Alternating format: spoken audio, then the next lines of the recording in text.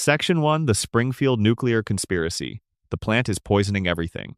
Let's start with the one that should bother you far more than it does. The Springfield nuclear power plant has been sitting at the edge of town since the very first episode of The Simpsons. It dominates the skyline. It employs half the town in some capacity or another. Its cooling towers leak something yellowish into the river. Its pipes rattle and groan at night like an old house settling. And for 36 years, through 788 episodes, through every catastrophe and every reset, through every birthday party and every school play and every Sunday morning on Evergreen Terrace, that plant has been running. Always running. Day and night, season after season, quietly doing something to the air and the water and the soil and the people of Springfield that the show has never once fully named out loud. It sits there in the background of the opening credits, every single episode. The cooling towers visible in the skyline behind the town, a permanent fixture. The way a hospital is visible in the skyline of a real town, or a factory, or a power facility, something that provides something the community depends on and that the community has decided, through long familiarity, to stop seeing even when it is directly in front of them. The cooling towers are there in the establishing shots and in the crowd scenes and in the background of scenes set in parks and neighborhoods and anywhere with a clear sight line toward the edge of town. The plant is always there, visible to anyone who looks, invisible to the people who live with it. That invisible visibility is the show's first and longest-running joke. The thing that is causing everything is right there in every establishing shot. It has been in every establishing shot for 36 years. Nobody looks at it, not the characters, and not until you start looking for it, the audience. But the evidence has always been there, hiding in plain sight, embedded in jokes that you laughed at and then forgot, scattered across decades of storytelling like breadcrumbs, leading to a conclusion so dark and so complete that once you see it, you cannot unsee it. The Springfield nuclear power plant is mutating the town. Every resident, every animal, every living thing within, breathing distance of those cracked cooling towers, and the show has been telling you this since season 2. Let's settle in and work through this slowly, because it deserves the patience. The plant itself is, by any measurement, one of the most dangerous industrial facilities ever depicted in fiction. It is a 2-unit pressurized water reactor owned and operated by Charles Montgomery Burns, a man whose relationship with safety regulations can be described generously as adversarial and described accurately as criminal. A surprise inspection of the facility, a real, unannounced safety audit conducted by actual federal inspectors, turned up 342 separate violations. Not suggestions. Not areas for improvement. Violations. 342 things that were wrong with the plant at the time of inspection, each one a documented failure to meet the minimum legal standards required to operate a nuclear facility. The estimated cost to bring the plant into compliance was $56 million. Burns refused to spend it. And here is where the story takes its first turn into something genuinely sinister, because his refusal was not rooted in financial hardship. Burns is a billionaire many times over. $56 million is, for him, a rounding error. He refused to spend it because spending it would mean acknowledging that the problems existed, and acknowledging the problems existed would mean someone might start asking questions about what those problems had already done, for how long the violations had been in place, what had been leaking into the water supply for years before any inspector arrived, what the people of Springfield had already absorbed into their bodies without knowing. That calculus, that deliberate choice to let the violations stand rather than expose the history of the violations, is the beating heart of the nuclear conspiracy. Burns was not negligent. He was strategic. The violations themselves, when you list them out, are breathtaking in their range and severity. Radioactive waste being dumped directly into bodies of water. Radioactive waste left on children's playgrounds. Plutonium used as a paperweight on a desk in the administrative wing, sitting next to someone's coffee mug. Cracked cooling towers patched with chewing gum. Actual chewing gum, the kind a child blows bubbles with, pressed into the fissures of a nuclear reactor's primary cooling system. Luminous rats living in the walls and the subfloors of the facility, their bodies glowing faintly from whatever they had consumed inside those walls, their tiny feet carrying radioactive material through every corridor and crawl space of the building as they went about their nightly business. And then there is the detail that the show drops into a single episode and never once returns to: human skeletons in the basement. Not prop skeletons, not Halloween decorations. Actual human skeletal remains discovered in the basement of an active nuclear power plant during a routine inspection. The show shows them to you briefly, registers the fact of their existence, and then moves on to the next joke. Nobody asks who those people were. Nobody asks how they came to be there. No investigation is opened. No families are notified. The bones are there, and then the bones are forgotten, the way everything in Springfield eventually gets forgotten, and the plant keeps running, and the cooling towers keep leaking, and the water keeps flowing downstream into the river where the fish live. The safety inspector responsible for preventing all of this, the man whose job it literally is to stand between the plant's operations and the health of the surrounding community, is Homer Simpson. A man the show's own creator has stated possesses an IQ of 55. A man who, in a later episode, discovers that a crayon has been lodged in his brain since childhood, physically obstructing the neural pathways responsible for higher cognitive function. A man who has been documented sleeping at his workstation during active meltdown warnings, who has eaten donuts in the control room while alarms screamed around him, who once triggered a minor nuclear incident by throwing a donut into the reactor core on the theory that it might grow larger from the radiation. He wanted a bigger donut. He threw it into an active reactor. That is the person standing between a cracked nuclear facility and the town of Springfield. He has been standing there, failing at that job in increasingly elaborate ways for over 3 decades. Now, here is where the theory begins to show its teeth. The first visible mutant in Springfield appears in Season 2, Blinky, the three-eyed fish. Blinky is pulled from a river near the power plant during what amounts to a casual fishing trip, and the discovery becomes national news almost immediately within the show's universe. A gubernatorial candidate seizes on Blinky as direct evidence that Burns is poisoning the local environment. The argument is clean and straightforward. There is a river. The power plant sits on that river. A fish from that river has grown a third eye. The logical inference is not complicated. Burns is forced, through the pressure of public scrutiny, to eat the fish on live television to demonstrate that it is harmless. He does. The cameras roll. Springfield watches. And then Springfield shrugs and moves on, the way Springfield always shrugs and moves on. Nobody conducts a follow-up water quality study. Nobody tests the soil near the riverbank. Nobody asks the question that should be screaming in every resident's mind. If the fish have 3 eyes, what is happening to the people drinking the same water? What is happening to the children who swim in that river in summer, who catch those fish and bring them home for dinner, who grew up playing on the banks of that contaminated waterway and never thought to wonder why the fish looks strange? The show gives you the answer in Season 8, though it frames it as a comedy. The Springfield Files. Homer sees something in the woods near the edge of town. A figure, glowing, moving through the trees with the slow, stumbling gait of something not quite right. The town panics. FBI agents Mulder and Scully are brought in to investigate. The entire episode builds toward a dramatic reveal, and when the truth finally comes out, the glowing figure in the woods is not an alien. It is Mr. Burns. Burns, the show explains, undergoes a weekly medical treatment so aggressive, so loaded with radiation therapy and experimental chemical compounds, that the process causes his body to emit a visible green glow. The treatment keeps him alive for exactly 1 more week. Without it, he will die.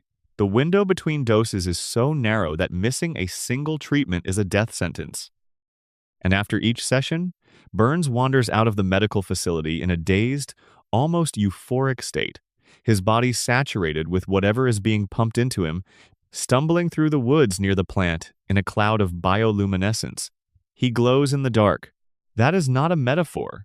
Mr. Burns, the owner of the nuclear power plant, the man most intimately connected to Springfield's source of radiation, physically emits light from his own body.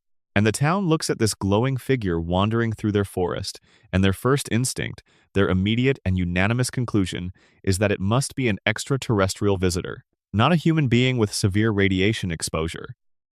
Not a symptom of the contamination that has been seeping out of that plant for decades. An alien from outer space.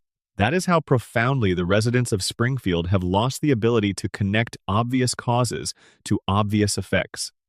That is how deep the denial runs. Or perhaps how deep the damage runs? Perhaps both at once. In the Simpsons movie, the nuclear conspiracy reaches something close to its logical conclusion. Springfield's environmental contamination accumulates to a point so extreme, so impossible to ignore, that the Environmental Protection Agency, operating as a real federal agency within the show's universe, determines that the town must be physically sealed under a massive glass dome to prevent its pollution from spreading to the rest of the country. Take a moment with that. The United States government looked at Springfield, weighed the evidence, and concluded that the entire town was so fundamentally toxic, so thoroughly contaminated, that the only viable solution was to enclose it, to put a lid on it, to contain it the way you contain a hazardous spill. Springfield is not just a town with a pollution problem. In the eyes of the federal government, Springfield is classified as an environmental hazard. The town itself is the contamination zone.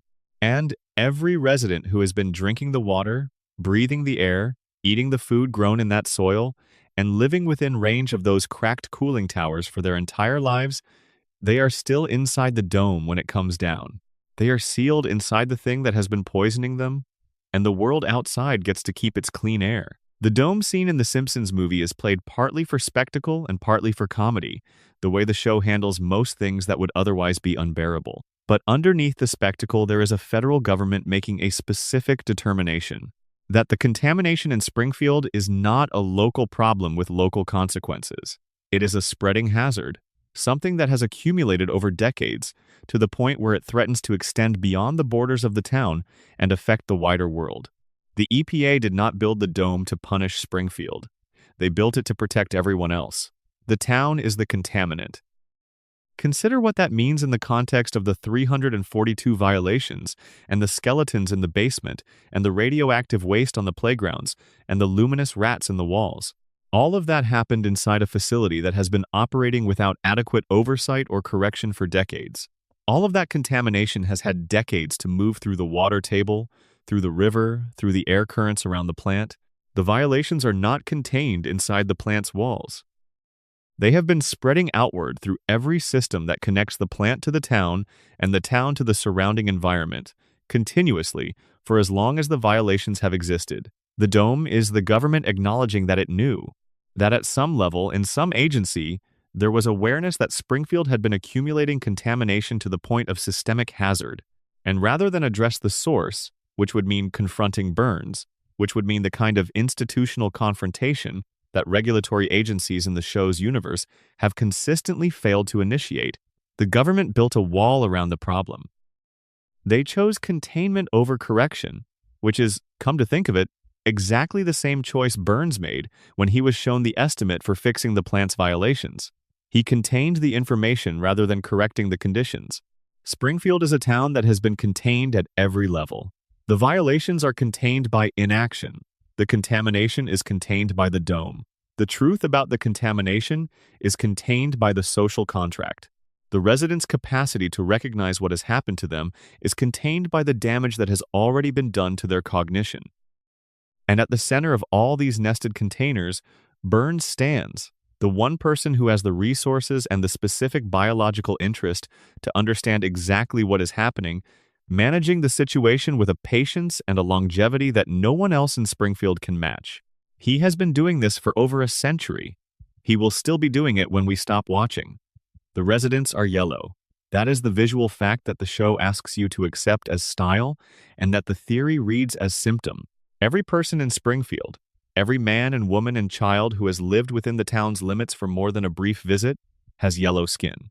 Not the yellow of a particular ethnicity, not the yellow of jaundice, but a specific flat yellow that covers everyone in the town uniformly and that no one within the show has ever commented on, because everyone has it and there is no reference point for what not yellow looks like from inside the contamination zone. When visitors arrive from outside Springfield, they look different. Their proportions are slightly different. Their skin is a different tone. Their features are drawn with a different set of conventions that, within the show's visual language, codes as more normal. The show uses a different drawing style for outsiders than it uses for residents, and the conventional explanation is that this is a stylistic choice, a consequence of the show's art direction and the way it distinguishes between its regular cast and its guest characters. But within the logic of the show's universe, there is a visible and consistent difference between people who live inside the contamination zone and people who do not. The people who live inside it look like what they are. The people outside it look like what the residents of Springfield used to look like, before the plant had been running for long enough. Now look at those residents. Look at them with new eyes. Homer Simpson has a skull shape that defies basic human anatomy. His overbite is severe enough to affect his speech. His eyes bulge outward in a way that no documented medical textbook describes as normal. He has 4 fingers on each hand. His IQ, as established by the show's own canon, qualifies as a clinical disability, and his body can absorb physical punishment that would be fatal to any normal human being. He has been shot. He has been electrocuted. He has fallen from significant heights. He has been struck by vehicles, caught in explosions, crushed by industrial equipment, and walked away from every single incident in varying states of disarray, but alive. Always alive. His healing rate operates on a completely different scale than normal human physiology. He works at a nuclear power plant. He has worked there, in direct proximity to an active reactor core, for his entire adult life. Marge Simpson has the same bulging eyes, the same 4 fingers, hair that has maintained its precise upward shape for 36 years without product, without styling tools, without any visible maintenance, defying gravity and physics in equal measure. Marge worked at the Springfield nuclear power plant herself for a period. She was exposed to the same facility, the same violations, the same leaking infrastructure, and all 3 of her children were conceived and born after both parents had already spent years absorbing whatever Springfield's environment had been feeding into their biological systems. It is worth dwelling on Marge for a moment in the context of the contamination theory because she occupies an unusual position in the nuclear conspiracy's logic. She is the person who keeps the family functional, the one who remembers appointments, maintains the household, navigates the school system, manages the relationships with neighbors and teachers and the various institutions that a family with 3 children needs to engage with.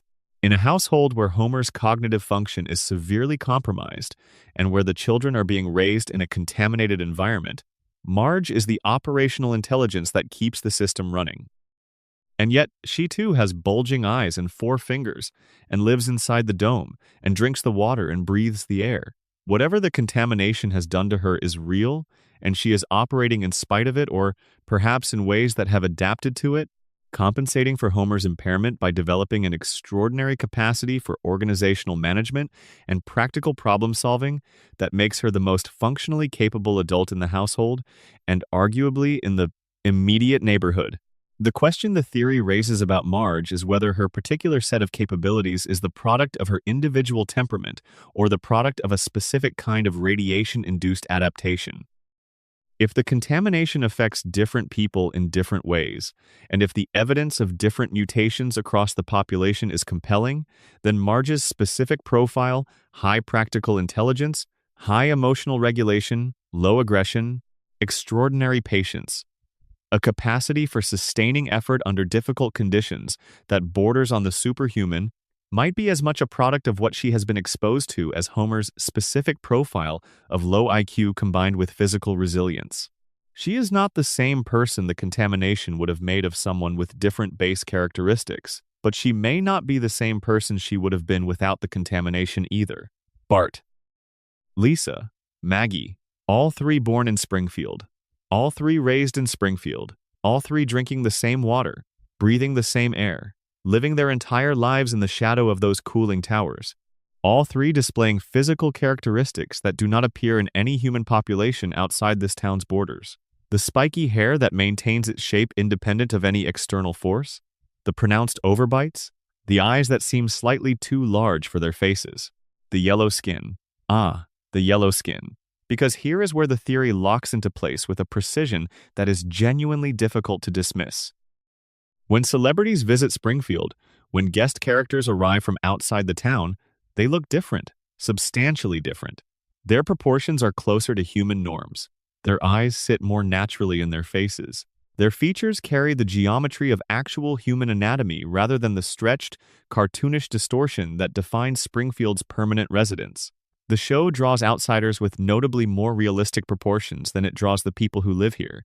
The standard explanation, the one most viewers accept without question, is that this is simply the art style. The Simpsons has a distinctive visual language, and guest characters are drawn in a slightly more realistic register to indicate their outsider status. That is a reasonable artistic interpretation, but consider the other interpretation.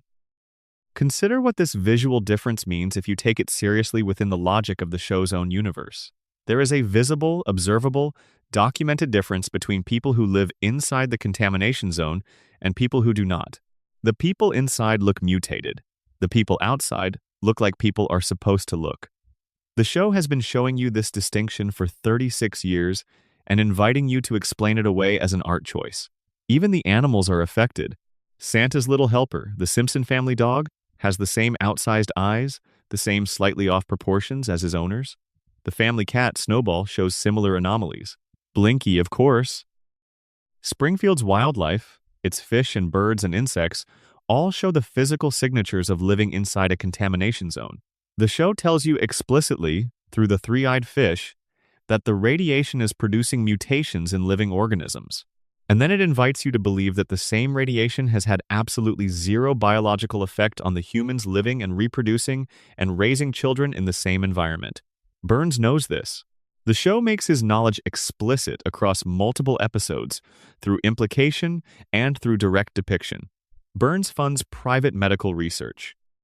He maintains personal physicians who operate independently of Springfield's general medical establishment. He undergoes those weekly treatments that keep him alive by managing the effects of chronic radiation exposure in his own body.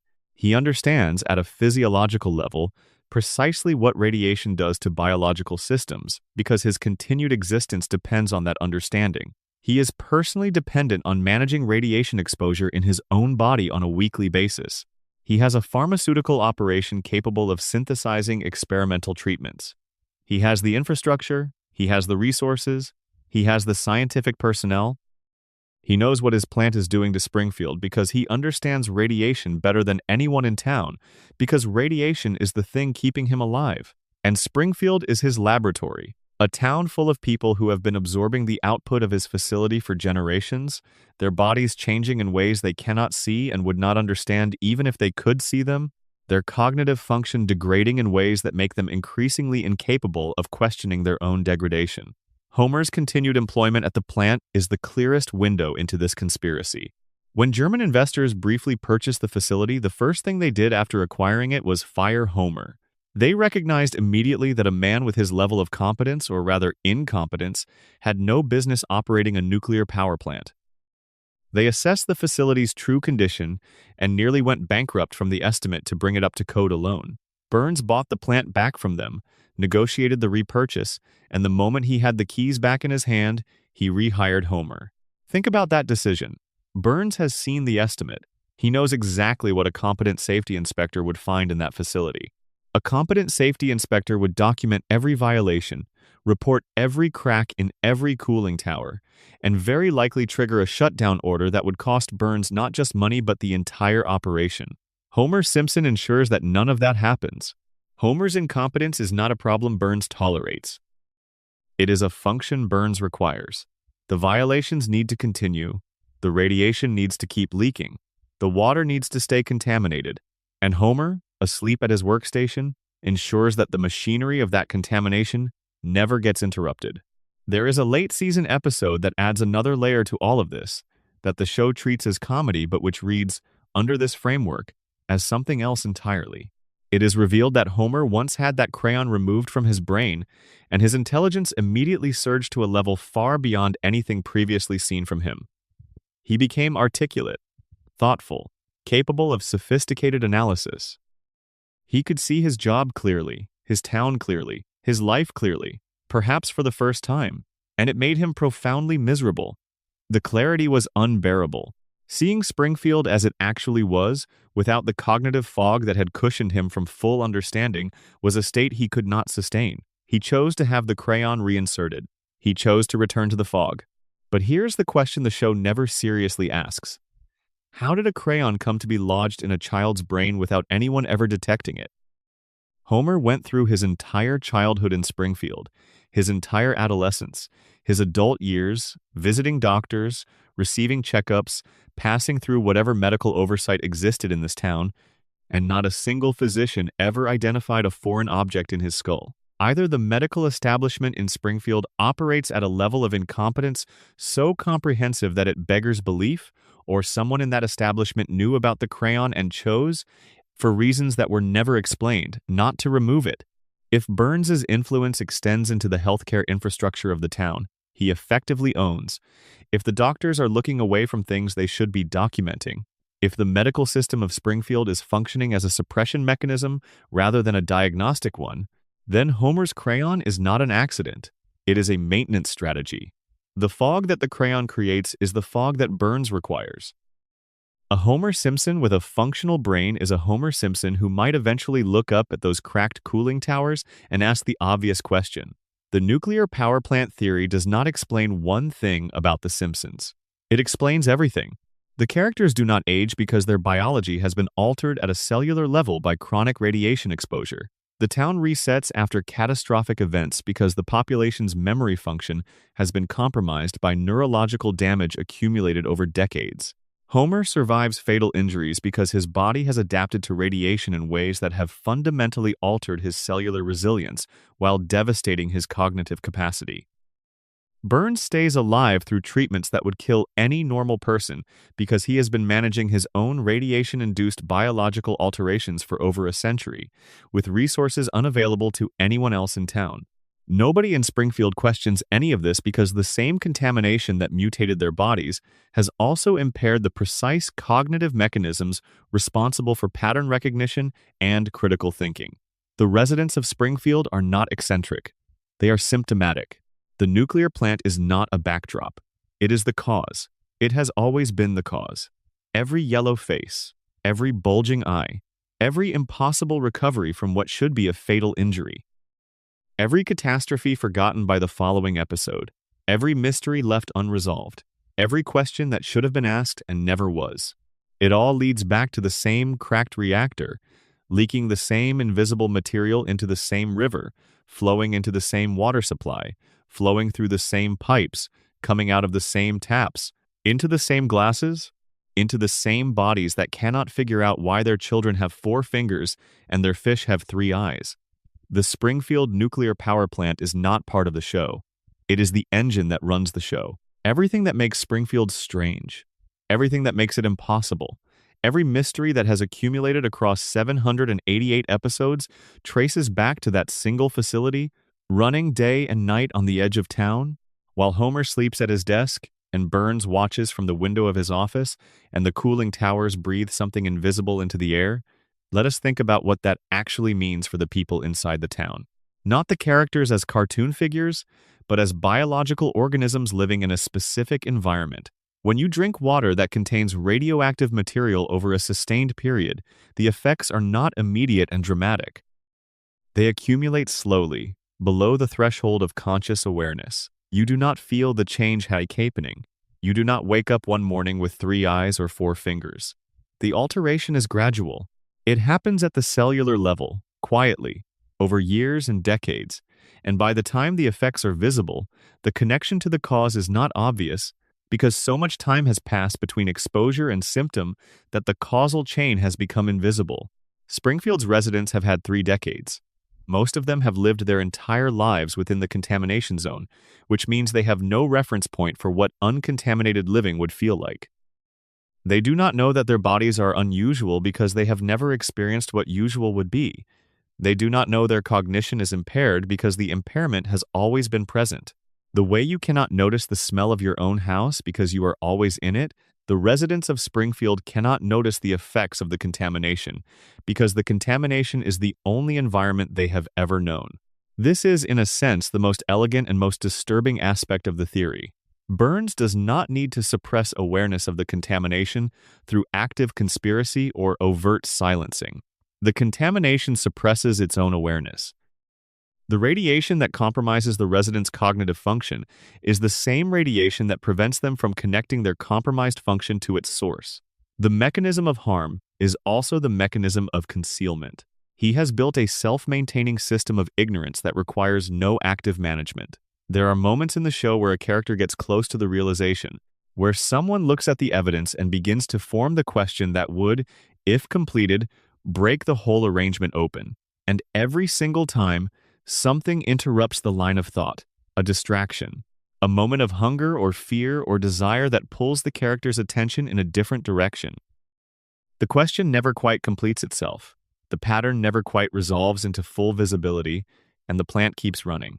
This is what makes the Blinky moment in Season 2 so important. Blinky is the most explicit piece of evidence the show has ever provided for the nuclear conspiracy. A fish from the river near the plant. 3 eyes. The mutation is visible, documented, on the national news within the show's universe. There is a gubernatorial campaign built around it. Burns is forced to address it publicly, and the town absorbs the information, processes it briefly, and then forgets it. Not because the information was suppressed, because the population has lost the cognitive architecture necessary to sustain a line of inquiry that leads to an uncomfortable conclusion. They cannot hold the thought long enough to act on it. They see the three-eyed fish and their brains, already burdened by decades of accumulated neurological compromise, cycle through a brief moment of concern and then return to the default state. The comfortable, foggy, unchallenging default state that the contamination has made their permanent home. Burns watched the Blinky situation from the beginning. He saw the threat it represented, and he watched it dissolve on its own, not because of anything he did, but because the population he has been quietly poisoning for decades no longer had the capacity to sustain outrage. The cognitive damage had already done the work. The conspiracy, if you want to call it that, is self-executing. Burns does not need to silence anyone. The plant already silenced them. The one group that could theoretically break through this are children. Children who have not been in Springfield long enough to have accumulated the full weight of chronic exposure. Children whose brains are still developing, still accumulating cognitive capacity rather than losing it. This is why Lisa Simpson is so important within the theory's framework. She is 8 years old. She has had 8 years of Springfield water and Springfield air, less time than the adult population, less accumulated damage, and she asks questions. She notices patterns. She connects evidence to conclusions in a way that virtually no adult in the show ever manages to sustain. She is Springfield's internal error message, the voice in the system that keeps generating warnings that the rest of the system is too damaged to process. And she is, by every measure the show applies to her, miserable. Not because she is wrong, because she is right. In a town that has built its entire operational structure around the suppression of rightness, her intelligence is not an asset in Springfield. It is a liability. It makes her visible to the mechanisms of suppression. It makes her the canary in the coal mine, the indicator of a systemic problem that the system itself is not equipped to address. Burns does not need to harm Lisa. He does not need to silence her specifically. The town does it for him. Every time Lisa speaks an uncomfortable truth, the community responds with the full weight of its practiced, collective, radiation-assisted incapacity for sustained attention to uncomfortable information. She says her piece. The room cycles through a moment of disturbance, and then it returns to baseline.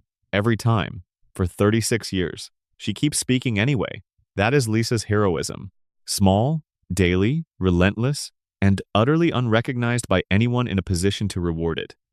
If you are watching this right now, drop a comment telling me where you are in the world and what time it is. I love knowing where these videos travel. And if you want to fall asleep to more of these, subscribe so they find you when you need them. Now let us keep going, because we are just getting started. Section 2, Homer's Coma, the theory that rewrites 30 years of television. Set aside everything you just heard about the radiation. Set it aside, but hold on to it, because it becomes important again later. For now, consider a different possibility, a quieter one. One that does not require contamination or conspiracy or a billionaire's deliberate strategy. Consider the possibility that none of it is real. On the 1st of April 1993, the 18th episode of Season 4 aired. It was called So It's Come to This, a Simpsons clip show. The premise was simple on the surface. Bart plays a series of April Fool's Day pranks on Homer, each one slightly more elaborate than the last, escalating through the episode until the final prank involves taking one of Homer's cans of beer to an automotive paint shop and placing it inside an industrial shaking machine. The can, when Homer opens it, detonates with enough force to send him to the hospital. Homer is lying in a hospital bed. He sees a vending machine across the room. He wants a candy bar. The machine tips over. It lands on him. He flatlines. He enters a coma. A genuine, medically documented coma, depicted without comedic framing, played as a real event within the show's universe. The episode ends with Homer appearing to wake up. Bart, weeping at his father's bedside, confesses that the whole escalating chain of pranks was his fault. Homer springs awake and immediately reaches for Bart's neck, and the family laughs, and the credits roll, and the next episode begins as if nothing happened. Except something happened in those final moments that the show delivers almost in passing. Homer is told, by his doctors, that he has suffered permanent brain damage during the coma. 5% of his brain function is gone, destroyed. Not impaired, not reduced, not temporarily affected, gone. And Homer's response to learning that he has sustained irreversible neurological damage is to laugh, even though he admits, in that same moment, that he does not actually understand what he is laughing at.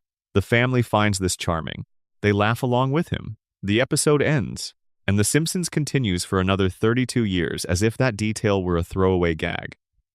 Unless Homer never woke up at all. This is the Homer coma theory, and it is without question the single most discussed, most debated, and most internally consistent fan theory in the entire history of this show. The original version was proposed by a Reddit user, and in its simplest form, the premise is this. Homer Simpson did not regain consciousness in April of 1993. Every episode that has aired since that date, every storyline, every character arc, every impossible event, every guest appearance, every reset, every moment of the show from Season 4, Episode 18, to the present day is a dream.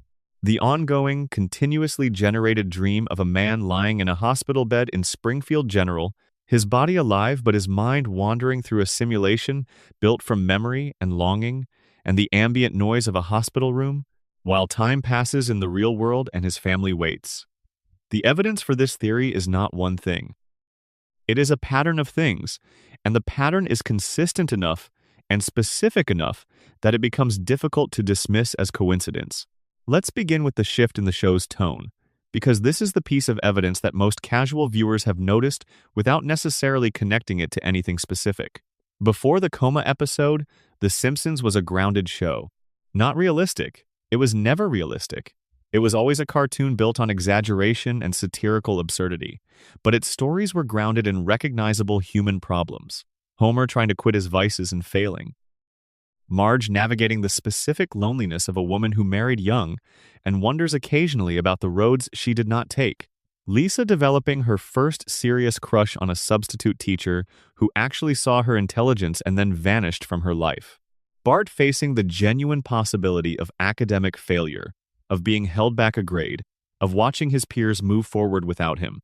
These are the kinds of struggles that real families have. The emotional terrain of the early seasons was familiar, specific, rooted in the kind of domestic anxiety that millions of viewers could locate in their own lives. After the coma, the show becomes something else entirely. Homer goes to space. He joins a secret society, one connected to the founding of the country itself. He discovers that his mother is alive and has been a fugitive activist for 27 years. He meets God, not as a metaphor or a dream sequence, but as a genuine face-to-face conversation in which God addresses him by name and tells him personal truths about the nature of his existence. He holds hundreds of different jobs across the subsequent seasons, more than any single human being could realistically accumulate in a lifetime. He befriends celebrities, heads of state, and cultural figures from across the entire breadth of American life. He travels to dozens of countries. He survives physical traumas that would realistically constitute multiple separate death events. The escalation is not gradual. It is seismic. The show does not drift slowly toward the surreal. It lurches. And the pivot point, the precise moment where the grounded domestic sitcom becomes a cartoon where the main character can survive anything and do anything and meet anyone, is the coma episode. The coma theory argues that the pivot is the coma. The Simpsons did not change direction. Homer's brain got worse. The simulation got stranger.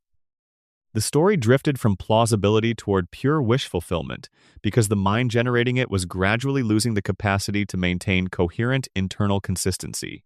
There is a detail from 6 months before the coma that haunts this theory in a way that is very difficult to explain away. In the season 4 premiere, the episode Homer the Heretic, Homer has a direct conversation with God, not a dream sequence, not a fever vision. God appears to Homer, and they speak. And during that conversation, God tells Homer that Homer will one day understand the meaning of life, but that the time for that understanding has not yet come. God tells Homer that his time is coming. 6 months later, Homer is in a coma. God told Homer, in the canonical text of the show, that his time was coming. And 6 months later, Homer's conscious life ended. The show presents this as theological comedy, as a quirky bit about a lazy man having a conversation with divinity. But read it as a prophecy, and the timing becomes exact. God was telling Homer that his waking life was nearly over. Everything after would be the dream of a man who had already said goodbye to consciousness, whether he knew it or not. The aging problem is where the coma theory does its most powerful explanatory work, because it is where every other theory, including the radiation theory, struggles most. Nobody in Springfield ages. Bart has been 10 years old for 36 years of real time. Lisa has been 8. Maggie has been 1. Homer and Marge have not accumulated so much as a gray hair.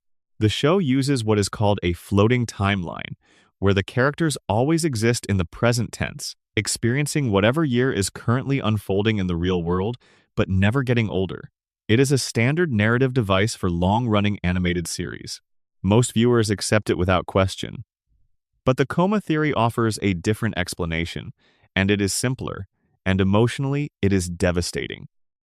Nobody ages because they exist inside the frozen mind of a man who went unconscious in April of 1993. Homer's brain cannot imagine his children growing older because he was not there to watch it happen. The last time he saw Bart, Bart was 10. The last time he saw Lisa, she was 8. The last time he held Maggie, she was 1 year old and small enough to fit in his arms. His unconscious mind preserves them at the ages they were when he lost consciousness, because that is the only version of them his memory contains. The dream cannot update what the dreamer never experienced. So Bart stays 10, Lisa stays 8, Maggie stays 1. The world that Homer fell asleep in is the world that Homer keeps dreaming, because that is all there is to dream from. There is something specifically poignant about what the coma does to Homer's memory of Marge. In the dream, Marge is patient. Marge is constant. Marge stays. She is always there when Homer comes home. She is always willing to work through whatever damage Homer has caused this week. She maintains the household and the relationship and the family with a consistency that borders on the superhuman, and she is doing it not because she has no other option, but because she chooses, every episode, to stay.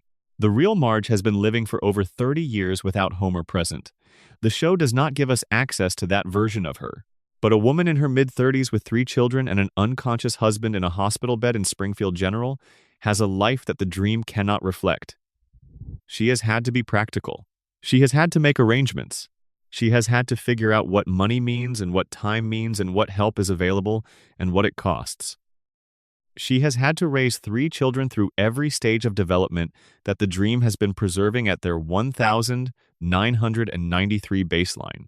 The real Marge is someone the dream cannot know, because the dream is built from who she was in April of 1993, and she has spent 3 decades becoming someone else. But Homer does not know that. In the dream, she is exactly who she was, patient, present, devoted, because that is the only Marge his frozen memory contains, and the dream is faithful to its source material. He dreams the best version of his marriage, because it is the only version he has data for. The dream preserves the love at the moment of maximum intensity, when Homer was still there to feel it. There is no equivalent in the coma theory for what the real Bart has become. A boy who was 10 when his father went under, who grew up without his father, who became a teenager, and then a young adult, and then, by now, a man in his mid-40s, shaped by the specific experience of a childhood interrupted by loss. The real Bart is not the show's Bart. The real Bart has whatever scar that loss left on him, whatever compensations he developed, whatever kind of person grows from a mischievous 10-year-old boy whose father is lying in a hospital room and not coming back. Homer cannot imagine any of that because he was not there to see it. The dream gives him a Bart who is always 10, always full of the specific, anarchic energy of a boy who has not yet run up against anything large enough to change him. The dream preserves Bart at the last possible moment before loss would have started to shape him, and it keeps him there because the dreamer cannot bear to think about what comes after. All of this accumulates into the theory's central emotional claim, which is the most devastating thing about it. The coma is not a nightmare. It is the opposite of a nightmare. It is a man's deepest and most private wish, made continuous and sustainable by the particular mercy of unconsciousness. He wanted his family. He wanted them preserved and safe and young and present and unchanged. He wanted them on the couch, watching television, on a Sunday evening, the way they were before the vending machine fell. And the coma gave him that, and has kept giving it to him for 32 years. And every episode of the show that aired since April of 1993 is the shape of that giving. Homer's unconscious mind, doing the only thing it has left to do, which is to keep dreaming the family that it cannot reach. And the celebrity appearances, the constant flood of famous faces that begins to accelerate dramatically in the later seasons, the coma theory explains these as well. Homer is lying in a hospital room. The television is on. Someone at his bedside has the radio playing. Nurses and doctors come and go, having conversations about their lives, mentioning names they heard on the news. Homer's dreaming brain absorbs all of it, takes in these fragments of external media that reach him through the fog of unconsciousness, and incorporates them into the simulation. Every celebrity who appears in Springfield is a voice that Homer heard through the wall of his coma, processed by a brain trying desperately to keep the dream populated, translated into a character who can have a conversation with the family on Evergreen Terrace. That is why the later seasons feel saturated with guest appearances in a way the early seasons do not. Homer's brain in 1993 is working relatively well, producing a simulation that feels grounded and coherent. But as the years pass and the coma deepens and more external stimuli accumulate, the simulation gets noisier, more fragmented, more prone to incorporating whatever happens to be floating in the ambient atmosphere of the hospital room. The escalating absurdity of later seasons is the escalating deterioration of the dreamer's brain. The show has acknowledged the theory, directly. In season 34, the episode Lisa the Boy Scout contains a scene that was deliberately leaked as if it were a hidden deleted scene, in which Homer wakes up from a long coma, and the entire show is revealed to have been a dream. The writers animated this. They voiced it. They put it together with enough detail and care that it circulated online as what appeared to be a genuine piece of suppressed footage. Then the show admitted it was a deliberate hoax, a fake scene planted to generate conversation, and insisted that Homer is not, in fact, in a coma. But consider what that acknowledgement actually tells you. The writers know about the theory. They have engaged with it seriously enough to create an entire animated sequence depicting its resolution. They showed you Homer waking up, showed you the implication that everything was a dream, and then told you it was a joke and dismissed it. They gave you the truth, wrapped it in a denial, and the audience laughed, just as Homer laughed when he was told he had lost 5% of his brain function while lying in a hospital bed. The joke lands because the theory holds. The denial works because the theory is compelling enough to need denying. Executive producer Al Jean addressed the coma theory directly in 2015 and dismissed it as fan speculation with no basis in the show's actual intent. What he did not address was the tonal shift. He did not explain why the show pivoted from domestic realism to surrealist fantasy at precisely the moment Homer entered the coma. He did not explain why God told Homer his time was coming 6 months before the event. He did not explain why the aging problem, which no other theory resolves cleanly, is answered by the coma hypothesis with such perfect elegance. He said it was not true and moved on, which is an understandable position for someone whose job involves maintaining the show's official narrative. But the evidence is structural. It is baked into the show itself rather than imposed on it from outside.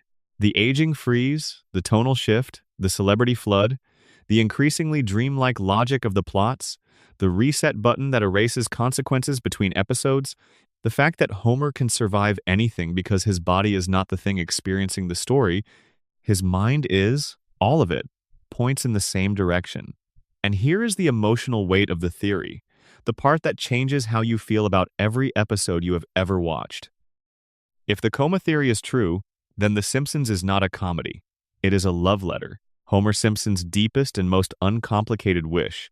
The thing his injured brain generates across thousands of episodes and decades of dreaming is the simplest thing in the world. He wants his family. He wants Marge to still be his wife. He wants Bart to still be his mischievous, frustrating, beloved son. He wants Lisa to still be playing her saxophone in her bedroom, working through songs that are too complicated for her and refusing to give up on them. He wants Maggie to still be small enough to carry, still looking up at him with those enormous eyes, still needing him in the way that a baby needs a father. He wants Friday evening at home. He wants the couch and the television and Marge's cooking and the chaos of a house with 3 children in it. He wants all of it preserved, intact, running on a loop forever. And in the coma, it is. The dream gives him precisely what he wants. The family stays young. Marge never leaves. The children never grow up and move away. The house on Evergreen Terrace stays exactly as it was on the day he went under. The beer is always cold. The couch always receives him. Homer's coma is not a tragedy in the conventional sense. It is the only paradise a man like Homer would ever think to ask for. A house in the suburbs where time has stopped, and everyone he loves is always there, and nobody ever says goodbye. Every time he survives something impossible, every explosion he walks away from, every cliff he falls off and survives, every time the credits roll and the world resets and everything goes back to normal, it is not lazy writing. It is Homer's brain refusing to let the dream end.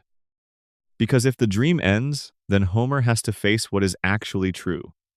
He has to find out how old his children have become, whether Marge waited, whether anyone is still sitting beside his hospital bed, whether there is anything left of the world he was dreaming about, or whether it dissolved while he slept.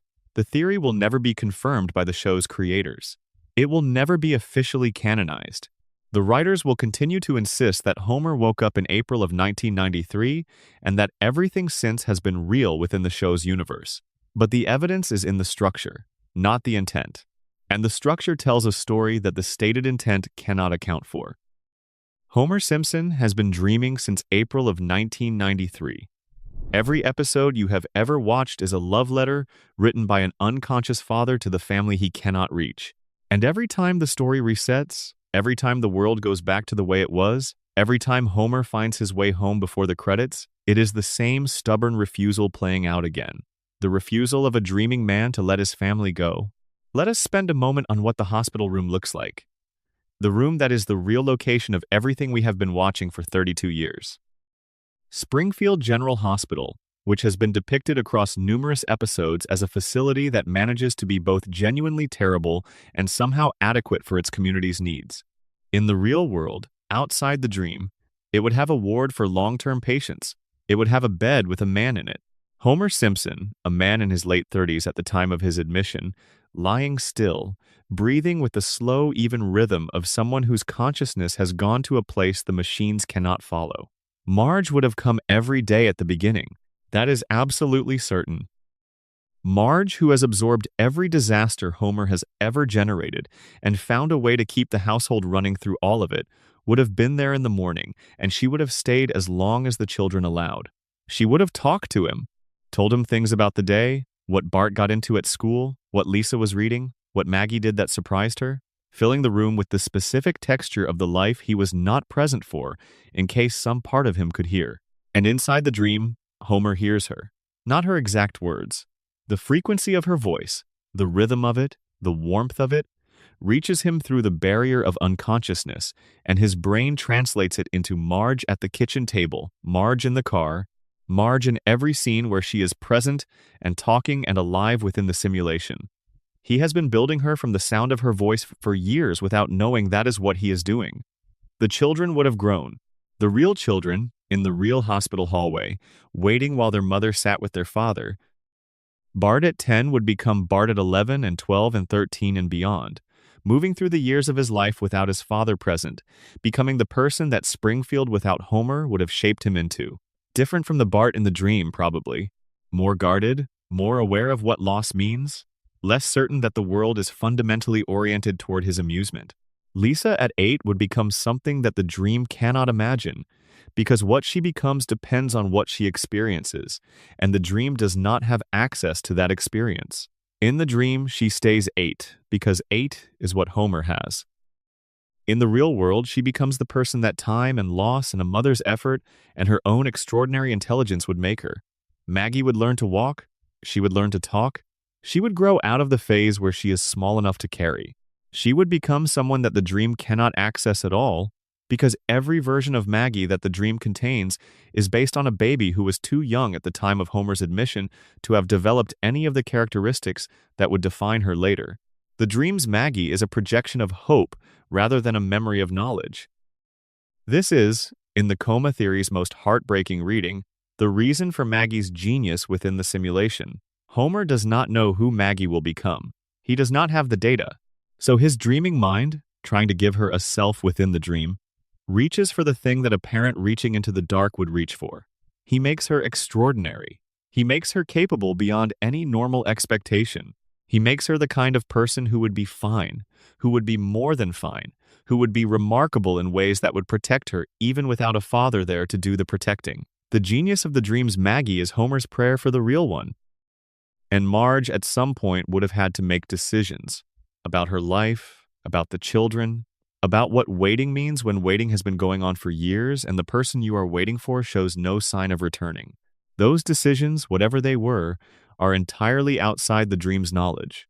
The dream's Marge is preserved exactly as she was, young and patient and devoted, because that is the last version of her that Homer experienced before the vending machine fell. The real Marge has been living a life for 32 years that the dream has no access to.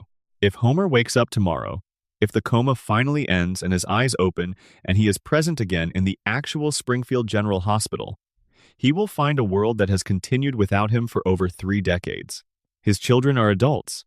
The house on Evergreen Terrace is, however, the intervening years have changed it. The Simpsons as a family has been living a real history that the simulation could not replicate because it was constructed from the last available data of a man who went to sleep in 1993. The show will never show you this. The show cannot show you this and remain the show. The dream must continue because ending the dream means facing that reckoning, and the reckoning is too large, too final, too full of time that cannot be recovered. So Homer keeps dreaming. The family stays young. Evergreen Terrace stays exactly as it was. And every Sunday night the credits roll and the loop resets and a man in a hospital bed somewhere keeps generating the same dream from the same frozen dataset, refusing by the pure force of unconscious will to let any of them go. Section 3, Who Really Shot Mr. Burns? The case that was never closed. Before we say Maggie, and everyone watching this is thinking Maggie right now, let us slow down. Let us actually look at the evidence. Because the official answer to one of the greatest mysteries in the history of American television is built on a foundation that, under examination, develops some significant cracks. The summer of 1995. Season 6, Episode 25, Who Shot Mr.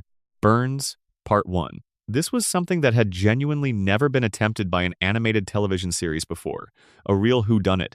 A murder mystery, or more precisely an attempted murder mystery, designed with enough deliberate care that the show's creators invited the entire viewing public to participate in solving it. Fox promoted it as a cultural event. America's Most Wanted, a real true crime television program, produced a tie-in special called Springfield's Most Wanted, treating the fictional shooting as though it were an actual unsolved case to be investigated. Viewers were encouraged to submit their guesses. The winner would be animated into a future episode. It was not just a television episode. It was a national puzzle. And to understand why the solution to that puzzle remains genuinely contested 30 years later, you need to understand what Burns had done to earn a bullet.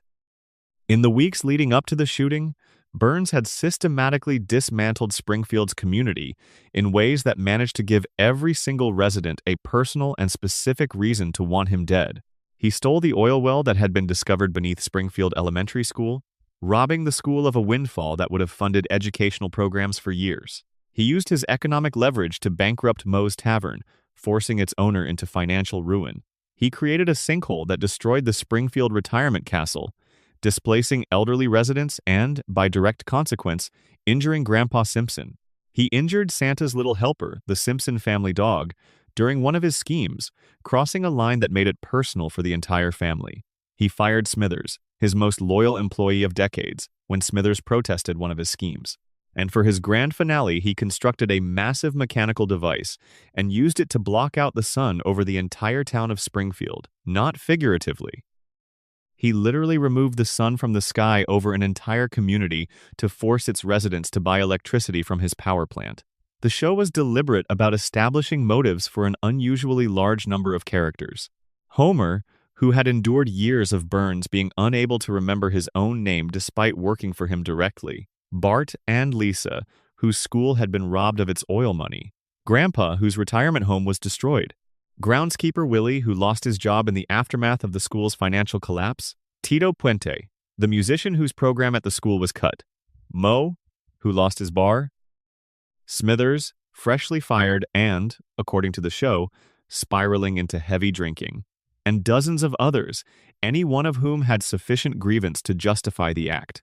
The town gathered at a public meeting to confront Burns, and the atmosphere was that of a community that had reached its absolute limit. Multiple characters were depicted visibly armed.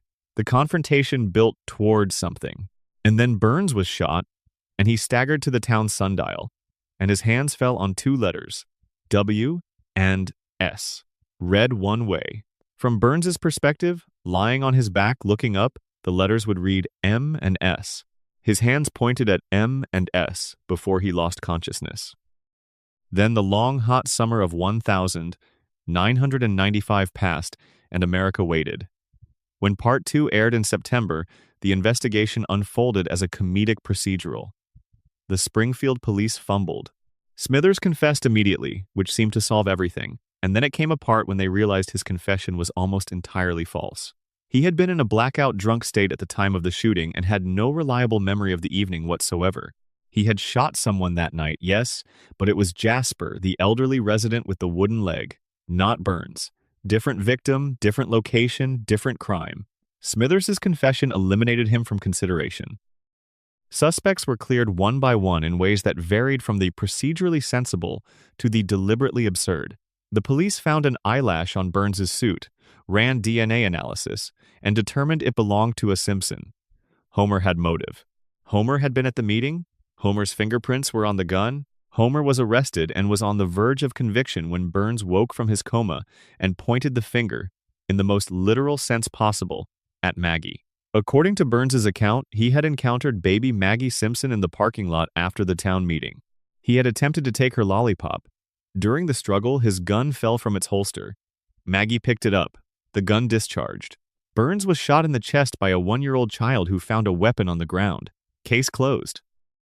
Except the contest that Fox had promoted nationally, the one with thousands of entries, the one where viewers were told the answer could be deduced from the evidence in Part 1, produced essentially 0 correct guesses from the sample pool that was reviewed. Not a few correct guesses, not even a handful. According to the DVD commentary produced by the show's writers, not a single person in the random sample of entries examined had identified the correct shooter. The prize was ultimately awarded to someone who did not have the right answer, who received a cash payment in lieu of the animated appearance, because you cannot animate a winner who guessed wrong. The writers acknowledged on that same commentary track that they were aware of one person who had posted the correct answer to an online Simpsons forum on the night the first episode aired. But this person was using a college internet account that had since been deactivated, and they could not be located. The one person who got it right disappeared before the show could find them. Think about what this actually means for the mystery's internal logic. The show's creators told the public that the answer was solvable from the clues presented in Part 1. They held a national contest on that premise. And when the answer was revealed, essentially no one who participated in good faith had identified it. Either the evidence was inadequate to support the conclusion, the red herrings were so effective that they overwhelmed the genuine clues, or the answer did not follow from the evidence in the clean, deducible way the show had implied it would. Now look at the physical evidence itself. Burns falls on the sundial, and his hands point to the letters M and S, which the show interprets as Maggie Simpson. Burns himself, speaking on the record after recovering, stated that his hands pointing to those letters was not deliberate. He fell. His arms landed where they landed. The single most famous piece of physical evidence in the entire mystery was described by the victim himself as coincidental positioning during a collapse. The clue that anchors the official solution is by the testimony of the person it supposedly came from, meaningless. The gun. Burns carried a weapon in a holster. The holster was shown to be empty prior to the shooting. The gun was already gone from Burns's person before the attack occurred. Whoever shot him used Burns's own weapon. This is a significant constraint on the suspect pool, because it means the shooter did not arrive at the town meeting with a gun of their own. Most of the suspects depicted at the meeting were visibly armed. They had come prepared for a confrontation. The person who shot Burns was someone who arrived unarmed, encountered Burns's gun by chance, and acted impulsively with whatever they found. A baby discovering a gun on the ground fits this profile. So, does anyone else who happened to encounter Burns in the parking lot after the meeting, unarmed, and found the weapon before someone else did? Burns's words immediately before being shot. The show depicts this detail with care. Burns saw his attacker and said, in a tone of recognition rather than alarm, that it was them. Not a cry of fear, not a statement of surprise. A calm acknowledgement of a familiar presence. Burns recognized who shot him and did not find their presence threatening enough to be frightened. He saw them and said, essentially, "Ah, you. Does Mr. Burns in any episode that precedes the shooting have a relationship with Maggie Simpson that would justify him greeting her with that level of familiar recognition?" Burns struggles to remember Homer's name, and Homer is his direct employee. The idea that Burns would recognize and calmly acknowledge a baby he had no meaningful prior relationship with strains the character's established behavior considerably. Actually, let us be specific about the established behavior.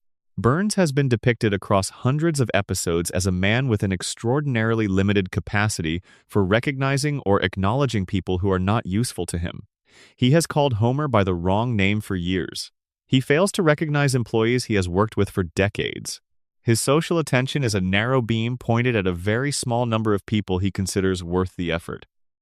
He does not register most people in his field of view as individual human beings rather than as generic occupants of space. Now consider what it would take for Burns, in a parking lot after a town meeting, in a state of some personal agitation because the meeting had gone badly for him, to look up at whoever was approaching and produce the specific verbal response of, "Oh, it is you," with the specific tonal weight of personal recognition, not alarm, not dismissal, recognition. The recognition of a person he has met before and has a specific relationship with, however that relationship is characterized. Maggie Simpson is a baby. Burns has no documented relationship with Maggie Simpson in any episode preceding the shooting. The only Simpson whose name and face Burns has any reason to connect, however imperfectly, is Homer. And Homer, as we have discussed, is someone Burns cannot reliably name even in the most direct professional contexts. The only people who would produce that specific response in Burns, that calm, unconcerned, familiar recognition, are people who have intersected with his life in a way that registered. People in his inner circle, however loosely that term applies to a man with essentially no personal connections. His doctors, Smithers.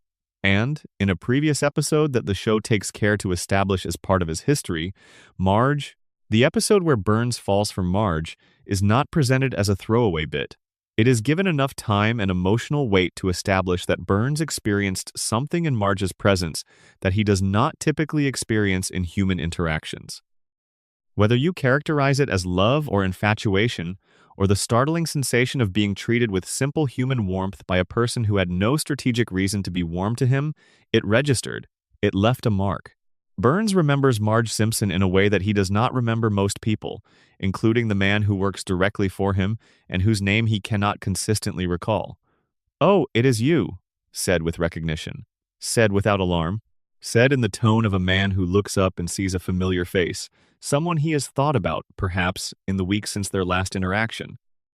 Someone whose presence in the parking lot outside the town meeting, after an evening when Burns blocked out the sun and was confronted by the entire community he has been exploiting for decades, carries a specific meaning that a stranger's presence would not carry. The sundial pointed at M and S, Marge Simpson. Maggie Simpson. The initial is the same. Burns woke up from a coma in which the last memory he carried was the face of whoever had pointed his own gun at him, and he had a choice. He could name the person he saw, or he could point at the letters on the sundial and allow the investigation to go where the letters suggested. He chose the letters. He chose the suggestion. He chose the conclusion that the investigation would reach on its own if he simply allowed it. He let a baby take the credit, or take the blame, depending on whether you believe Maggie did it or not. And either way, the real question is not whether Maggie pulled the trigger. The real question is whether Burns told the truth when he identified her. And the evidence, examined carefully, suggests that a man who has spent his entire century-plus lifespan not telling the truth when truth was inconvenient had every reason not to start in that hospital room. And then there is season 18. Homer Simpson, in the middle of an episode that is not primarily about the shooting at all, claims aloud that he was actually the one who shot Burns. He says it clearly, on camera, in front of witnesses, and nobody reacts. No investigation is reopened. No one contacts the police. Chief Wiggum does not appear to re-examine the case. Homer Simpson confesses to the attempted murder of the wealthiest and most powerful man in Springfield, and the show treats it as a throwaway line, a bit of color in an episode about something else entirely. Either Homer is lying for reasons related to his character's compulsive need for attention, which is absolutely within the range of his established behavior, or the line is a genuine confession and the original verdict was wrong. If Homer actually pulled the trigger, then Maggie was framed. Not maliciously, perhaps, not through some organized conspiracy to protect her father. But a baby was blamed for a crime her father committed, and the evidence that supposedly proved her guilt, the DNA pointing to a Simpson, which could apply to any member of the family, Burns' testimony delivered, while recovering from a coma, the sundial positioning that Burns himself dismissed as coincidence, all of it dissolves under scrutiny.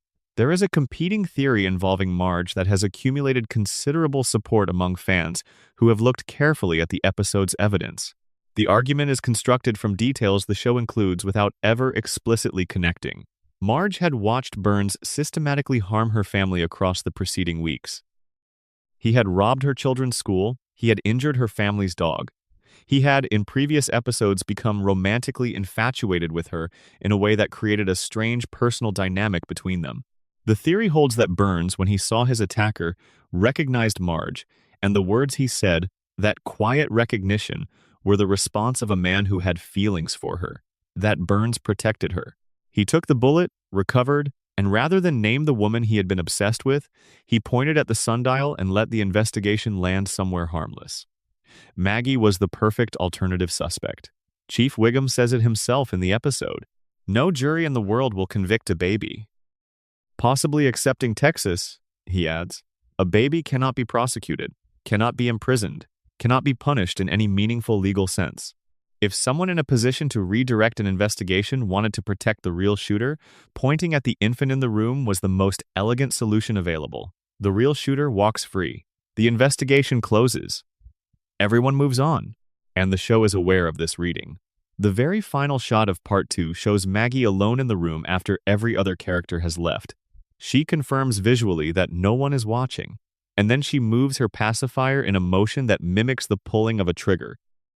The show wants you to read this as a confession, as the baby acknowledging what she did with a private little reenactment in an empty room. But babies mimic. They observe adults and they repeat the gestures they see. A child who witnessed a shooting might, later, perform the motion of the shooting in exactly the way Maggie does in that final shot. Not confessing, remembering, replaying what she saw someone else do, in the private theater of infant memory. The alternate ending in which Smithers is revealed as the shooter was fully animated, fully voiced, fully produced. It was a complete finished piece of television that was shown in the 138th episode, Spectacular, and dismissed by Troy McClure with a joke. The joke was a reference to the O.J. Simpson trial, specifically to the jury's decision to disregard DNA evidence. The show is winking. It is telling you, through a joke about real-world jury nullification, that official conclusions do not always follow from evidence, and that DNA evidence can be set aside when other factors are in play. The denial is wrapped inside a reference to one of the most famous cases in American legal history of evidence being overridden by other considerations. The official answer is Maggie Simpson. The writers stand behind it.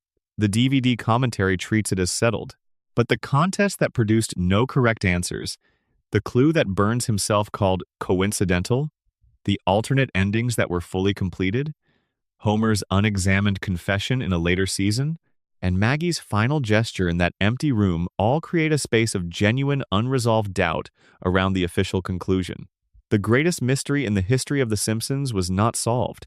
It was closed.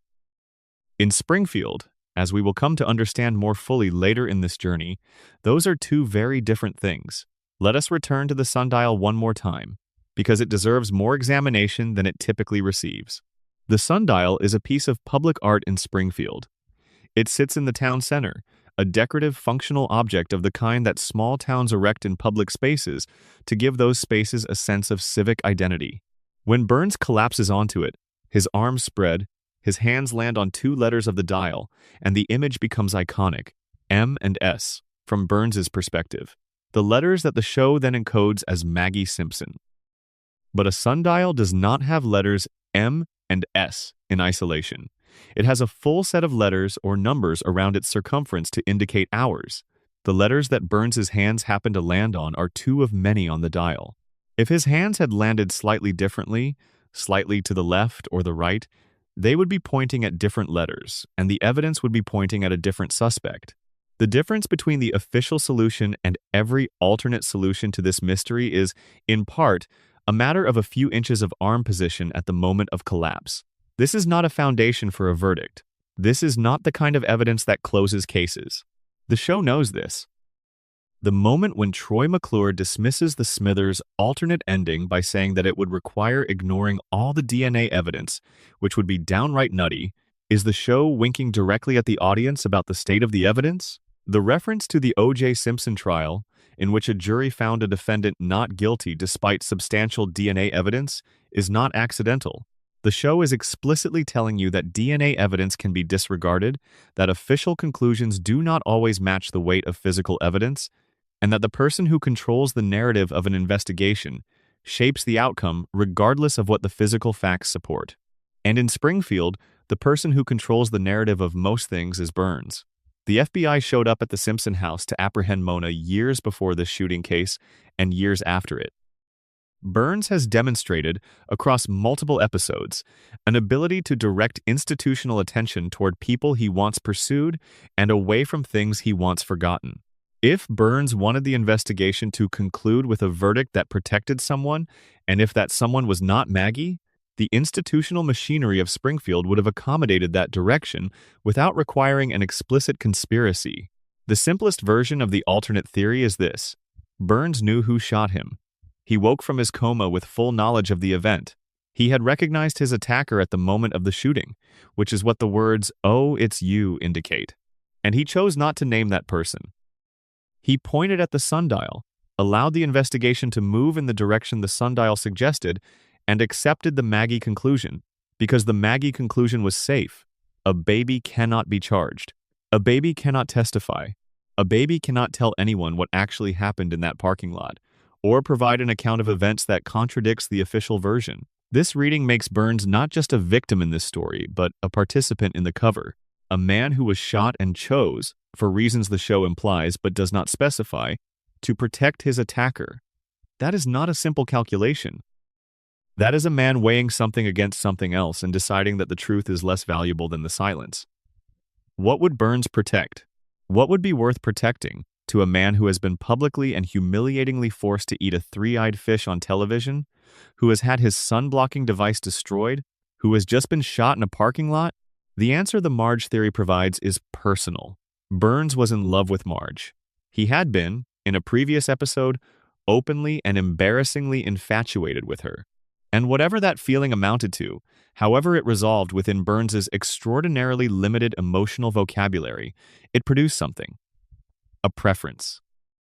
A specific reluctance toward causing her harm that did not exist for anyone else in Springfield. If Marge shot him, Burns had a reason to protect her that he had for no one else. And protecting Marge meant pointing at the sundial and letting whatever the sundial pointed at carry the case to conclusion. The sundial pointed at M and S. Marge Simpson also starts with M. Maggie Simpson also starts with M. The initials are shared. The sundial is ambiguous.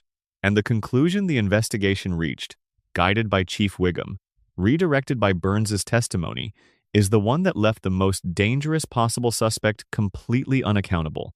No jury in the world will convict a baby. Wiggum said it himself. No jury in the world would convict Marge either. That is not a thought anyone in Springfield appears to have completed. Section 4. The Immortality of Mr. Burns. Too expensive to die. How is Mr. Burns still alive? This is not a rhetorical question. It is not a philosophical provocation.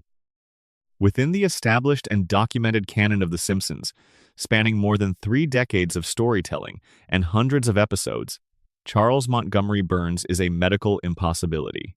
His continued existence violates the known biological parameters of human life in ways that the show has addressed, partially, obliquely, through jokes that land with more weight than they appear to carry. His age has been stated, implied, and contradicted across dozens of episodes, and every version of the timeline, regardless of which contradictions you smooth over and which you hold on to, places his birth somewhere in the late 19th century. He remembers as personal experience events from before the turn of the 20th century. He has described working relationships with historical figures who died long before the first episode of The Simpsons aired. He served in the Second World War. He has referenced the Gilded Age not as a historical period he learned about in school, but as a lived experience, a time he can recall with the specificity of memory rather than the generality of education. By the most conservative reading of the available evidence, Burns is well over 100 years old. By a more generous accounting of his various stated and implied birth years, he could be approaching 140. And in all that time, he has not simply survived, he has thrived. He runs a multi-billion-dollar corporation with a strategic ruthlessness that requires sustained, sophisticated cognitive function. He manipulates municipal politics in Springfield with a level of long-term planning that suggests an intelligence operating at full capacity. He understands modern finance, modern technology, and modern law well enough to outmaneuver people who should, by any reasonable expectation, be more current than he is. His body is frail in specific, obvious ways. His physical strength is essentially absent. A moderate gust of wind can knock him sideways. He has been toppled by dogs, overwhelmed by small animals, physically overpowered by children, but his mind is sharp. His mind is arguably the sharpest thing in Springfield, operating with a precision and a cruelty that no other character in the show's universe can match or even approximate. How? The show gives you the mechanism in the Springfield Files episode. Burns undergoes a weekly medical treatment, the details of which are not fully specified but which involve radiation therapy and experimental compounds significant enough to cause his body to emit a visible green glow afterward. The treatment keeps him alive for exactly 7 more days. If he misses a dose, he dies. The margin is not approximate. The window is not flexible. One missed treatment, and the biological systems that have kept him functioning for over a century collapse.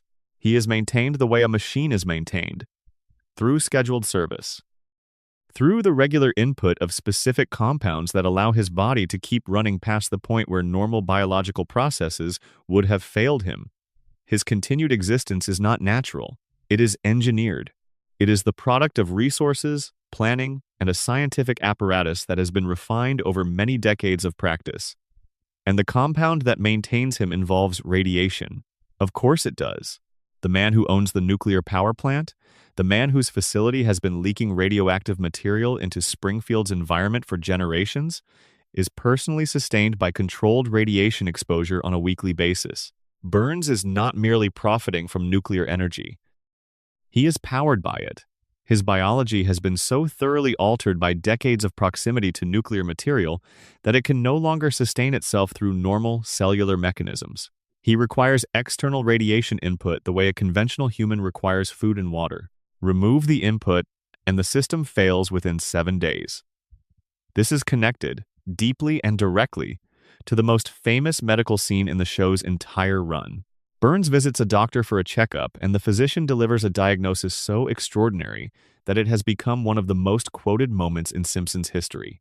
Burns, the doctor explains, has every disease known to medical science. Every single one, simultaneously. His body contains the full catalog of human illness, all present at the same time, all active in the same biological system, and yet none of them is able to progress to fatality. The reason, the doctor explains, is what he calls Three Stooges syndrome. All of Burns's diseases are trying to kill him at once. But because they are all present simultaneously, they create a state of perfect biological gridlock. Every illness is blocked by every other illness. None of them can advance because each one is being neutralized by the presence of every other one. They are jammed in the doorway of mortality, unable to get through, holding each other in permanent stasis. The doctor's conclusion is that Burns is the sickest human being in the United States, and also, as a direct consequence, functionally indestructible by any conventional disease process. The show plays this for laughs. It is one of the show's best jokes, but if you hold it against the radiation theory and the immortality mechanism of the weekly treatments, the humor does not reduce the horror. Burns's body is not maintaining that disease equilibrium through any natural biological process. The treatments are doing it. The weekly injections of radiation-laden compounds are what keeps every illness balanced against every other illness in that state of perfect stasis. The treatments do not cure his diseases. They manage them. They keep the whole catastrophic biological system suspended in exactly the configuration that has allowed Burns to keep functioning past 100 years of age. Take the treatments away, and the gridlock breaks. All of those diseases rush forward simultaneously, and Burns dies of everything at once. Smithers knows this. The show has established this relationship with enough detail across enough episodes that it rises well above subtext. Smithers manages Burns's schedule. He ensures that Burns makes every weekly appointment. He monitors Burns's physical condition with the kind of obsessive vigilance that looks, to outside observers, like extreme personal devotion, but is something more specific and more clinical than that. Smithers is not simply a loyal employee who has devoted his life to his employer. Smithers is a medical support system disguised as a personal assistant. Without Smithers maintaining the treatment schedule, Burns would miss a dose. Without the dose, the disease balance collapses. Without the balance, Burns is dead within a week.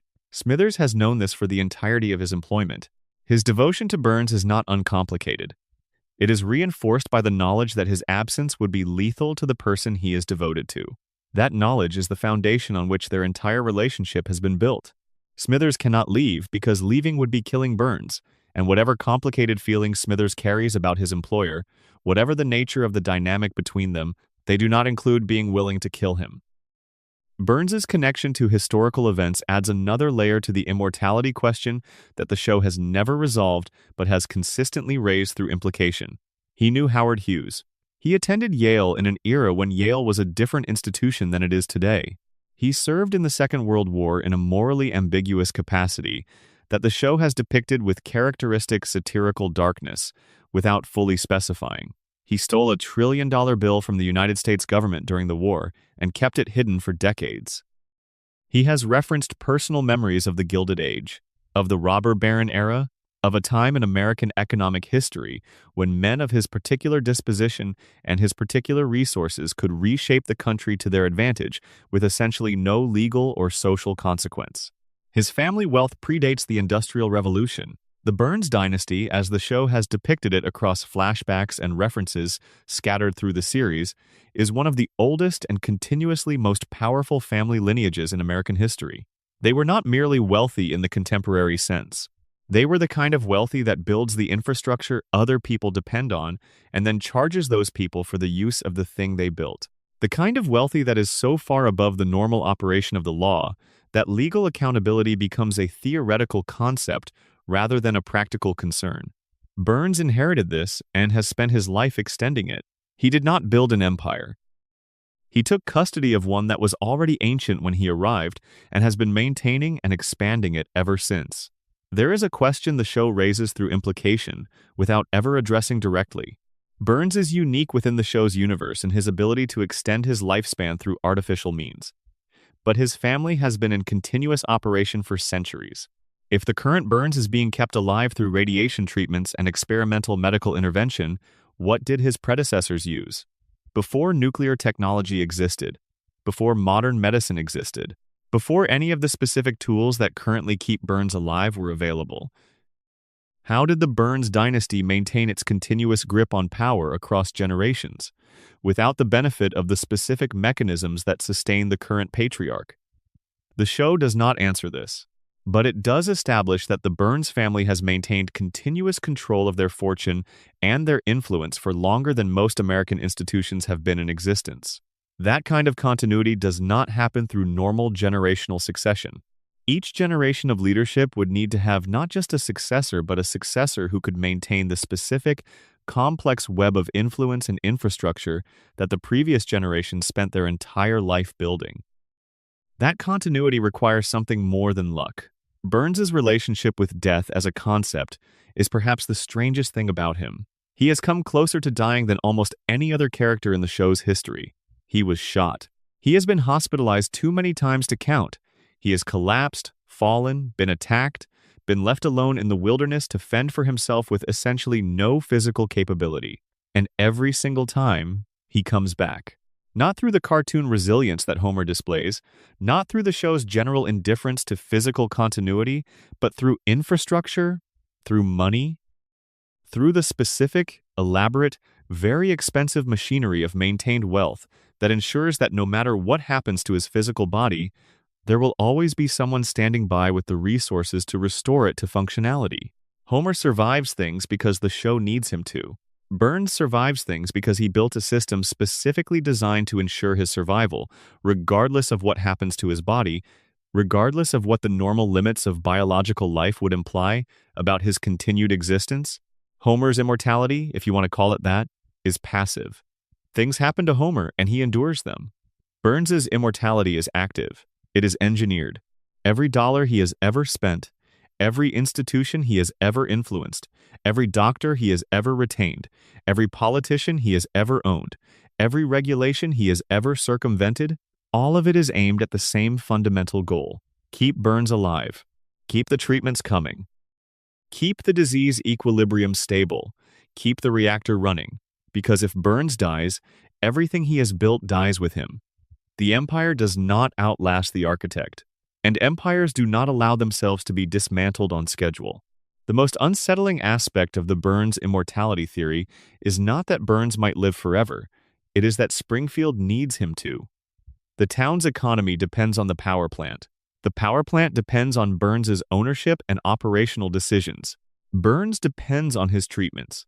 His treatments depend on the vast financial infrastructure that his wealth provides and maintains.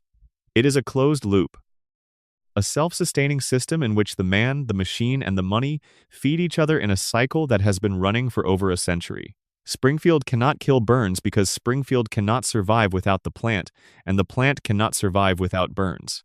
And Burns cannot die because dying would mean the system he has built would finally have to account for what it has done to the people living inside it. He is not immortal in the mystical sense. He is something more mundane and more frightening. He is too expensive to die. He has made himself too structurally necessary to the survival of the community he is poisoning for the community to afford his absence. And the treatments keep coming, and the reactor keeps running, and the town keeps paying its electricity bill, and Burns keeps standing at his office window looking down at Springfield, watching the town that he is simultaneously sustaining and destroying, and finding in that paradox something that, in the show's most honest moments, looks very much like satisfaction. Let us think for a moment about what Burns actually knows about himself. He is, by the show's own depiction across dozens of episodes, one of the most cognitively intact characters in the universe. His memory is comprehensive. His strategic thinking is sophisticated.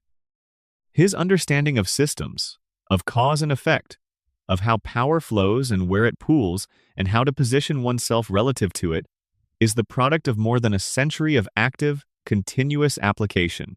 This means Burns has had longer than any other living person to understand the mechanism of his own continuation. He has been managing the weekly treatment schedule for years, perhaps decades, perhaps much longer, depending on which version of his timeline you accept.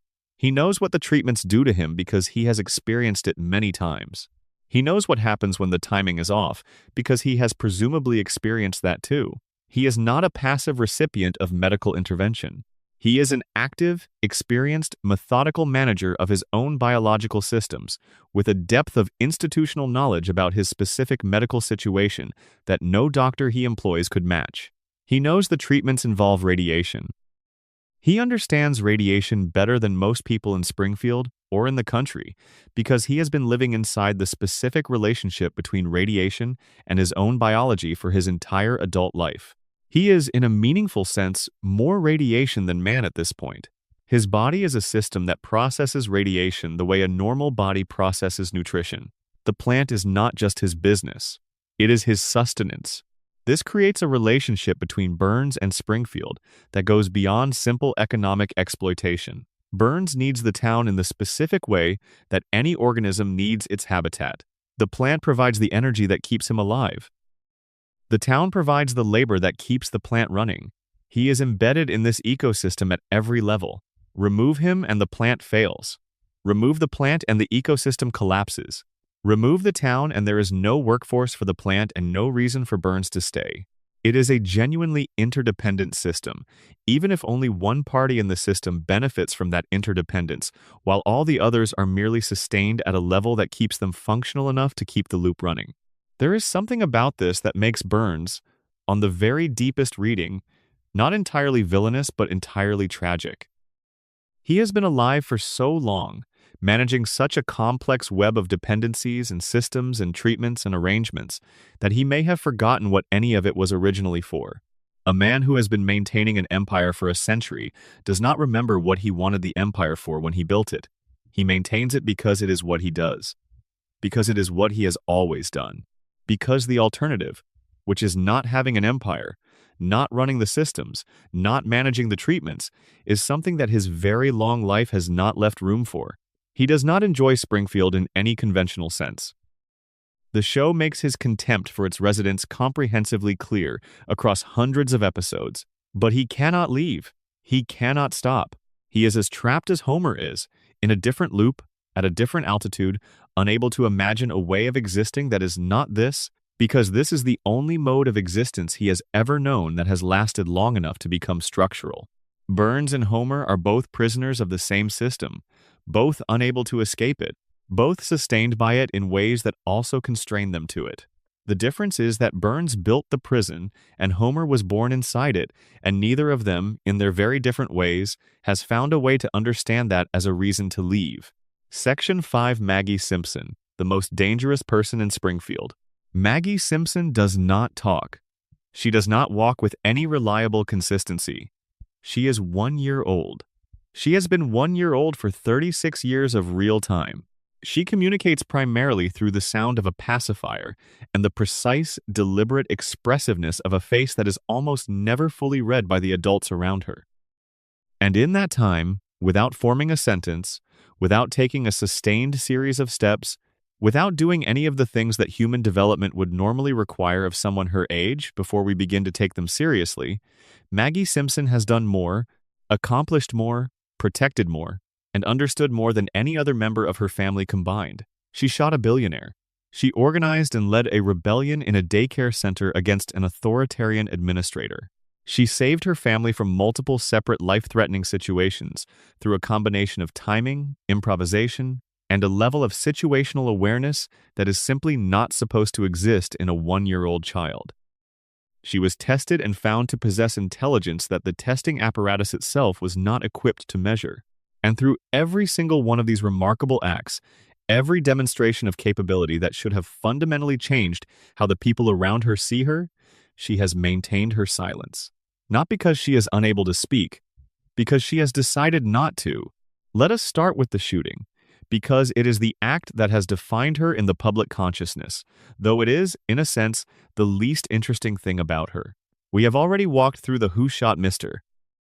Burns mystery, looked at the evidence, and acknowledged the genuine uncertainty around the official conclusion. But whether or not Maggie intentionally pulled that trigger, the aftermath tells us something important about who she is.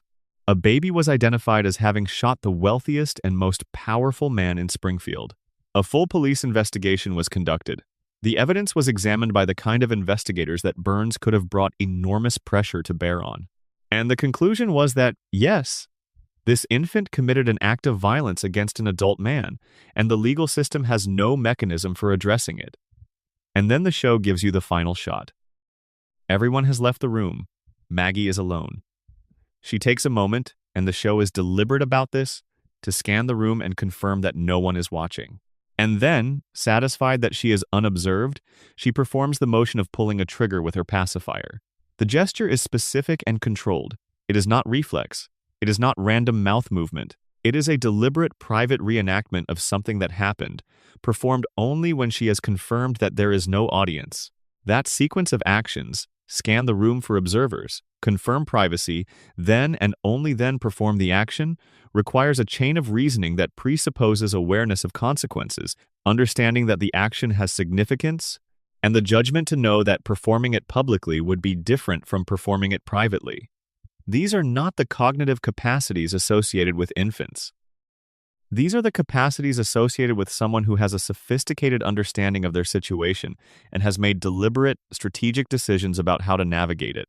The Longest Daycare, the theatrical short film released in 2012 before Ice Age, Continental Drift, and nominated for an Academy Award, is 7 minutes of Maggie operating at a cognitive level that the film itself seems almost embarrassed to acknowledge directly.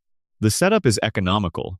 Maggie is dropped off at the Ayn Rand School for Tots, a daycare operated with the kind of regimented efficiency that allows no deviation from expectation. Inside, she encounters a caterpillar in the process of becoming a butterfly. Another baby, a bully who has appeared in the show as an antagonist to Maggie in previous episodes, wants to destroy it. Maggie decides to protect it. What follows is a showcase of cognitive capability rendered in physical terms, because Maggie's body is the constraint here. Her motor development is genuine. She falls, she stumbles. She cannot run the way she needs to run, and she cannot climb with the reliability she needs. But her decisions, every single one of them, are correct. She reads the environment and identifies the threat accurately. She develops a plan that accounts for the specific layout of the facility and the predictable behavior of the bully. She executes a multi-step intervention that requires timing, spatial memory, and the ability to predict other people's responses to stimuli she can introduce. And she succeeds not despite her physical limitations, but around them, finding paths through the problem that her intelligence opens even when her body cannot keep up. She is operating, throughout that 7-minute film, at a cognitive level that her physical development cannot support. Her mind is running far ahead of her body. And she wins anyway because she has learned, through some combination of observation and what may be innate intelligence, how to use the gap between what she can do physically and what she can understand cognitively. The details of how she wins matter, because they reveal something about how her intelligence operates in practice. She does not simply overpower the bully. She does not find an adult to appeal to. She does not wait for the situation to resolve itself. She reads the environment, identifies the specific resources available to her in the daycare's physical layout, models the bully's predictable behavior, and engineers a sequence of events that produces her desired outcome while appearing, to any observer paying insufficient attention, to be simply a baby moving around a room. That appearance, the performance of simply being a baby going about baby business, is the key to her entire method. She does not look like she is doing what she is doing. She looks like she is doing what babies do. And the adults and other children in the environment continue to treat her as an ordinary infant while she is running a fairly sophisticated field operation around them. This is precisely the skill set that, scaled up from daycare to Springfield, would make her the most dangerous person in the town. Not dangerous in the sense of violent, though the shooting establishes she is capable of that too. Dangerous in the sense of capable. Capable of operating below the level of observation. Capable of engineering outcomes that no one around her is paying close enough attention to attribute to her. Capable of understanding exactly what is happening in a given situation and what the optimal response would be, and then executing that response in a way that maintains her cover as a helpless infant who could not possibly be doing any of this intentionally. The show has tested Maggie's intelligence in various episodes, with results that vary in their specifics but converge on the same implication. She is not a normal baby. In the most direct depictions of her cognitive capacity, she registers as extraordinary, beyond the range of available measurement. The show treats these moments as quick comedic asides, lands the joke, and moves on. But the pattern across dozens of episodes is consistent. Maggie consistently demonstrates abilities that no infant should possess. Her silence is the key to all of it. Because here is what she has watched from her position in the household. She has watched Lisa Simpson, brilliant, articulate, insightful Lisa, who has an IQ that places her at the extreme upper end of any scale she has been measured on, who has a genuine and sophisticated understanding of the world around her, who has been fighting every day of her 8 years to be taken seriously, to be seen clearly, to have the people around her recognize that her assessments are accurate and her contributions are valuable. And what has that intelligence, worn visibly and deployed vocally, gotten Lisa? Isolation? Mockery. The specific, grinding exhaustion of being the smartest person in a room that has no interest in being smartened. Lisa speaks and gets dismissed. She challenges authority and gets punished for the challenge regardless of whether she is right. She tries to improve the world around her and finds that the world around her is not particularly interested in being improved, and that the effort of trying exacts a cost from her that she keeps paying without adequate return. Maggie has been watching this happen from the beginning. She has been in the room for every time Lisa stood up and got knocked back down. She has observed the entire pattern of her sister's life, the intelligence deployed openly, the resistance encountered, the cost paid, the insufficient reward. And she has drawn a different conclusion from that data than Lisa drew. Lisa's conclusion is to keep fighting, to refuse to be silenced, to believe that the value of truth and intelligence and effort is intrinsic and does not require external validation to be real. It is a noble position and a courageous one, and it costs Lisa enormously to maintain. Maggie's conclusion is different. Silence is power. Invisibility is armor. If you do not announce yourself as the smartest person in the room cannot deploy its defenses against you. If you perform the expected helplessness of an infant, no one looks at you closely enough to see what you are actually doing. Every time Maggie has acted, every remarkable thing she has accomplished, it has happened in the spaces where no one was paying close enough attention to see it coming. The shooting, the daycare rebellion, the saves, all of it executed below the level of observation, in the margins of the family's attention, in the moments when everyone else was looking at whatever crisis Homer had generated this week. The disguise is perfect because it is the truth. She is a baby. She cannot walk reliably. She cannot speak. She is physically and legally dependent on the adults around her in every conventional sense. The disguise and the reality overlap completely, which makes the disguise impenetrable. No one is suspicious of Maggie because there is no behavior to be suspicious of. There is only a baby being a baby, and the extraordinary things happening in the background of that performance. Now bring in the radiation theory, because it illuminates Maggie in a way that feels almost too precise to be coincidence. If Springfield's contaminated environment creates biological mutations in its residents, and if those mutations affect different people in different ways depending on individual biological factors, then Homer and Maggie represent the two poles of what that mutation can do to human intelligence. Homer's exposure reduced his intelligence to the level of clinical disability.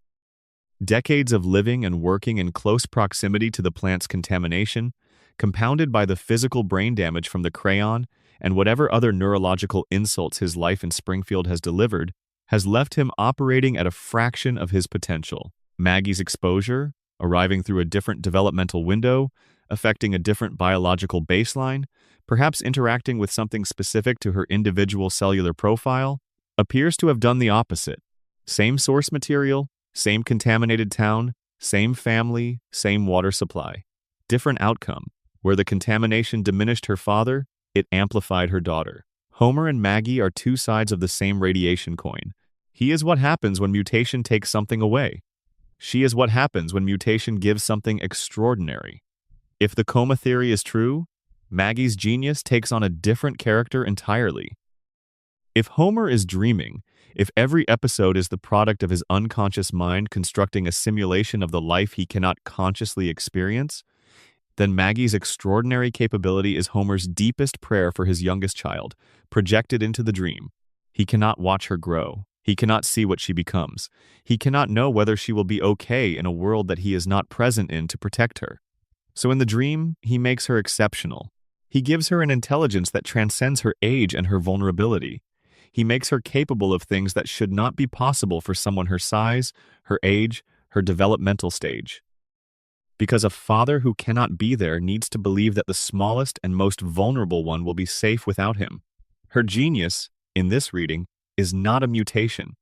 It is a prayer encoded in a dream. A father's deepest hope for the child he cannot protect, made real in the only place where hope can be made real, while he lies in that hospital bed. But there is still a darker reading available, one that exists outside the dream and outside the radiation and concerns itself only with the present, observable, canonical facts of Maggie's life in Springfield. She watches everything. She understands everything. She remembers everything. She has been doing this for 36 years, accumulating observation and experience and knowledge in the silent, patient way of something that has decided the time to act has not yet arrived. We have seen what she does when she acts. She shot a man. She organized babies into a coordinated resistance movement. She saved her family from situations that adults with full physical capacity and full language ability could not navigate. What she has not done is reveal the full scope of what she is capable of. Every act we have seen has been reactive, a response to an immediate situation, a defense of someone or something she values. She has not yet decided, in 36 years of watching and waiting and accumulating capability behind that pacifier, what she wants to do with everything she has. That is the last truly unsolved mystery of the Simpson family, not what Maggie has done, what she is waiting to do. She is 1 year old and she cannot walk without assistance, and she cannot form a sentence. She is also the most formidable person on Evergreen Terrace, possibly in all of Springfield, and she is waiting for something, for the right moment, or the right cause, or some threshold that has not yet been crossed. When Maggie finally decides to act on whatever she has been planning behind those enormous eyes and 36 years of deliberate silence, Springfield will not see it coming. Nobody will, because that is exactly how she designed it. The show has given us one more glimpse of the adult Maggie that deserves consideration here. In Lisa's Wedding, the flash-forward episode that imagines the Simpson family in the early 2020s, Maggie is shown briefly as a teenager. She does not speak in that episode, even as a teenager, because she is about to perform in some kind of musical or theatrical event and cannot spoil her voice. She is, in the future that the show briefly opens onto, still protecting her silence, still keeping something in reserve, still operating with the specific, strategic economy of a person who understands the value of what she withholds. She never speaks. In 36 years of continuous production, in multiple formats including theatrical short films, in flash-forward episodes that age every other character and give them things to say, she does not speak because the show seems to understand, at some level, that Maggie's silence is load-bearing. If she speaks, the mystery collapses. The silence is where her power lives. When she speaks, she becomes known, and becoming known means becoming visible, and visible things can be managed in ways that invisible things cannot. There is a reading of the whole Simpson family that arranges them on a spectrum of visibility and invisibility, and Maggie sits at the far invisible end. Homer is the most visible Simpson. He is loud and large and constantly announcing himself by accident, by need, by the sheer physical force of his presence in a room. He is seen constantly and understood rarely. Lisa is the most articulate Simpson, the one who works hardest to make herself understood, and she is comprehensively dismissed because she is too easy to categorize. The town has a file for Lisa, and it puts her in the file and closes it. Marge is visible in the way of indispensable infrastructure. You notice the plumbing only when it fails.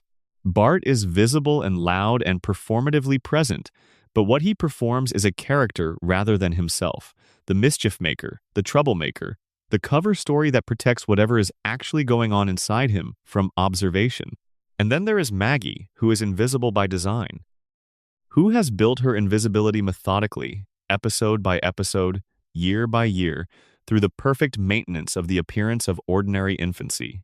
She is so successfully invisible that the family has had repeated, sustained conversations about the nature of their intelligence, their capabilities, their futures, in rooms that she was sitting in. She has been present for the construction of the family's understanding of itself, and she has contributed nothing to that construction that would change it.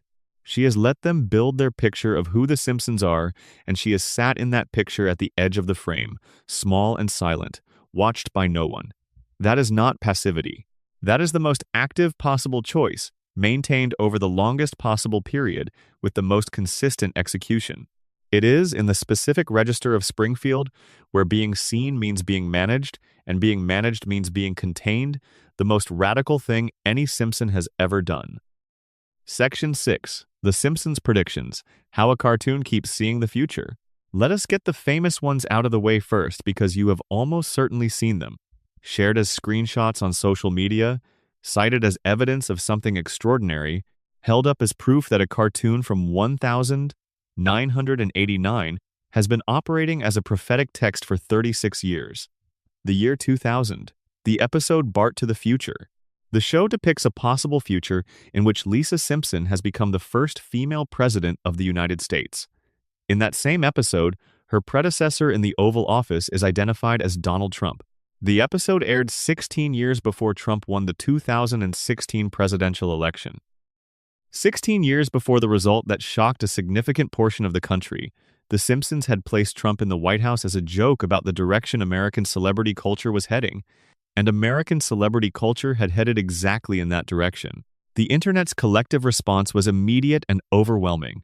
Screenshots circulated. The phrase "The Simpsons predicted" this entered mainstream vocabulary and began to be applied retroactively to every coincidence between the show's content and subsequent real events. People who had not watched The Simpsons in 2 decades were suddenly sharing clips and asking, with genuine bewilderment, how they knew. The list extends well beyond Trump. In a 1995 episode, a device appeared that bears a strong visual resemblance to a modern smartwatch, years before wearable technology of that kind existed as a consumer product. In a 1994 episode, Homer went to space alongside Buzz Aldrin, decades before commercial and civilian space tourism became a functional reality. In a 1998 episode, Homer stumbled across a mathematical equation that, when analyzed by people with the relevant expertise, appeared to predict certain properties of the Higgs boson particle, a discovery that would not be experimentally confirmed until 2012. In a 1999 episode, Homer proposed a cosmological theory about the shape of the universe that involved a toroidal structure, a donut shape, and years later cosmologists found radiation patterns in data from cosmic background measurements that suggested the universe might indeed have a topology consistent with that description. In a 1993 episode, a flu virus originating in Asia spread to Springfield, causing mass panic, shortages, and a frantic community-wide search for a cure or a treatment. The episode aired 27 years before a global respiratory pandemic originating in Asia became the defining event of the early 2020s. During the chaos of that fictional outbreak in the episode, residents accidentally released a swarm of killer insects, which registered as peculiar in 2020.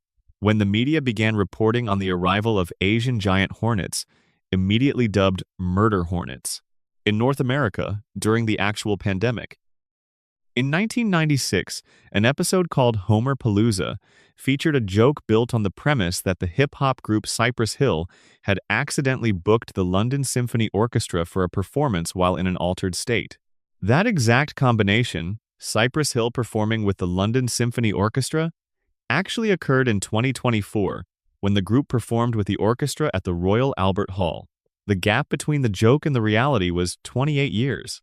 In a 1998 episode, the show depicted the Walt Disney Company acquiring 20th Century Fox, which actually happened in 2019. In multiple episodes across the series, the show depicted video calling technology, predictive text failures in digital communication, and various forms of surveillance technology years before those things became embedded in daily life.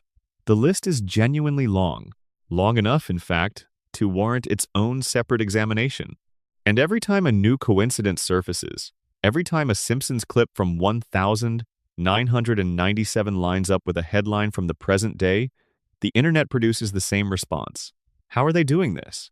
Are the writers connected to something they are not disclosing? Is there a conspiracy? Is the show a vehicle for information that should not be publicly available? The people who actually make the show have a different answer, and it is both simpler and less satisfying than any of those possibilities. Al Jean, who has been an executive producer on The Simpsons for most of its run, has addressed the prediction phenomenon directly and repeatedly. His explanation is blunt, and he has not varied from it across multiple interviews. If you throw enough darts at a wall, Some of them will hit the target. That is the entirety of his position. The show has produced nearly 800 episodes across 36 years.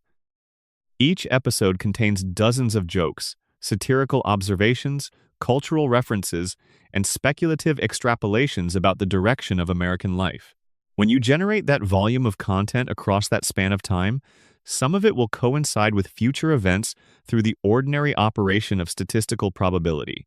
Some of the darts will hit the target, not because the dart thrower is psychic, because they threw enough darts. Producer Bill Oakley, who ran the show during several of its most acclaimed seasons, offered an even more specific explanation. The episodes are so old, he has noted, that history has had enough time to repeat itself. Many of what appear to be predictions are simply observations about human behavior and institutional patterns that are cyclical. The show noticed something in 1993 and wrote a joke about it, and then in 2020, the same thing happened again because the same underlying forces that produced it in 1993 produced it again in 2020. Factual analysis by organizations that investigate these kinds of claims has supported this position consistently. Most of the supposed predictions turn out to have straightforward explanations. The Trump presidency was depicted in 2000 because Trump had been publicly discussing a presidential run since the late 1980s, and the writers were making a joke about the logical trajectory of celebrity politics in America, not forecasting a specific future event. The Disney-Fox merger was depicted because media consolidation was an accelerating trend, and the show was extrapolating that trend to an extreme, not predicting a specific transaction. The smartwatch appeared because technology had been getting smaller and more wearable for decades, and the writers imagined where that trajectory would arrive.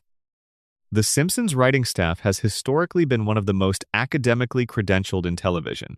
Multiple writers hold advanced degrees from elite institutions. The room has included people with serious backgrounds in mathematics, physics, computer science, economics, and political theory. These are not people generating random guesses. They are highly educated observers of American culture who spend their careers analyzing trends, understanding systems, and pushing current realities to their logical extremes. They are not predicting the future. They are reading the present with unusual precision and rigor, and then extrapolating 1 or 2 steps ahead of where most people are looking. The Higgs boson equation, for instance, was placed in the episode by a writer with a genuine mathematics background who was aware of ongoing theoretical work in particle physics and encoded a real equation into what appeared to be a background visual gag. It was not prophecy. It was a joke that also happened to be real math, written by someone who knew what the real math was. But there is a class of coincidences within the prediction phenomenon that does not fit as cleanly into the statistical explanation.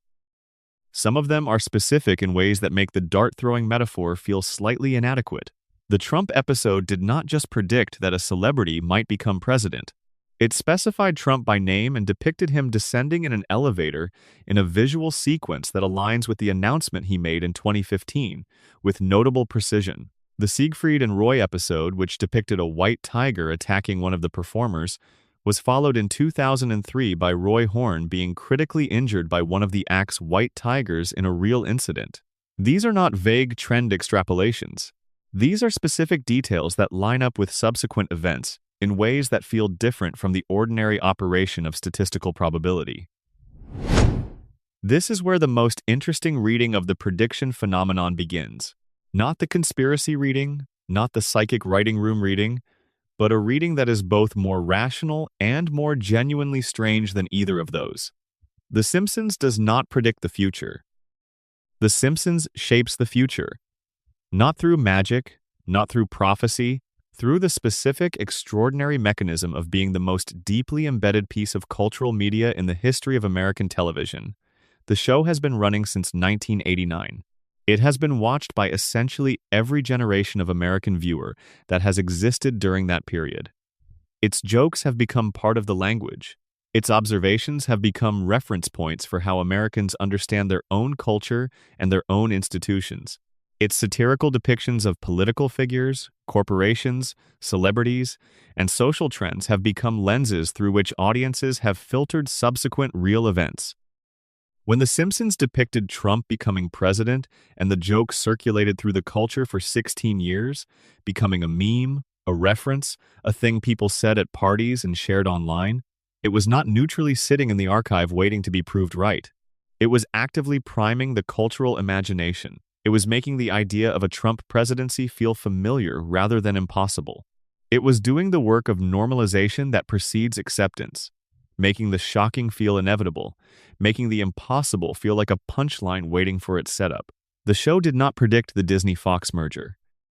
The show made media consolidation feel inevitable by treating it as an obvious satirical observation, and when the merger happened, the cultural response was not shock. The response was recognition. Of course they did. The Simpsons already told us this would happen. The satire had done its work. The future arrived and found a population that had already been prepared for it by a cartoon. Springfield does not reflect America. America has become Springfield. The show held up a mirror for 36 years, and the country stared into it so long that it began to resemble what it saw: the nuclear power plant and its billionaire owner. The government that is too incompetent to protect the people it is supposed to serve. The population too distracted and too cognitively diminished to connect obvious causes to obvious effects. The endless cycle of catastrophe and reset. The collective amnesia. The same problems recurring season after season because the structural conditions that produce them are never addressed. These are not predictions of where America was heading. They are diagnoses of where America already was. The show wrote them down in 1989 and kept writing them down, and here we are. And there is one final piece of the prediction phenomenon that tends to get lost in the excitement about the hits. The Simpsons has also been wrong, many times, about many things. Jokes about jetpacks and moon colonies that never materialized. Predictions about political outcomes that went the other way. Satirical extrapolations of trends that reversed before reaching the extreme the show imagined. Cultural shifts that the show foresaw, and that never happened. Nobody screenshots those. Nobody shares them on social media. Nobody builds a theory around the predictions that failed. Confirmation bias operates in one direction. We remember the darts that hit and forget the hundreds that missed, and we curate a highlight reel from the selective memory of what proved accurate. And that highlight reel looks, when you watch it with the misses removed, like Prophecy, 800 episodes, 36 years, thousands of satirical observations about the direction of American culture. Filtered through the most powerful confirmation bias engine ever created, the internet, so that only the accurate ones survive to be shared and discussed and marveled at. The hits persist, the misses evaporate, and the result is a show that looks, from the outside, like it knows something it should not. The Simpsons did not predict the future. It wrote so many possible futures that some of them were bound to arrive. And the ones that arrived are the only ones anyone remembers. But try saying that out loud the next time a clip from 1997 aligns perfectly with something in today's news. Even knowing how the trick works, even understanding the mechanism completely, it is still, somehow, impressive to watch. There is one more angle on the prediction phenomenon that connects it to the other theories we have been examining, and it is the strangest of the lot. Not stranger than the coma, but differently strange, in a way that earns a few minutes of attention before we move on. The theories about Springfield all share a common feature. They all describe a place where the normal causal structure of reality is disrupted.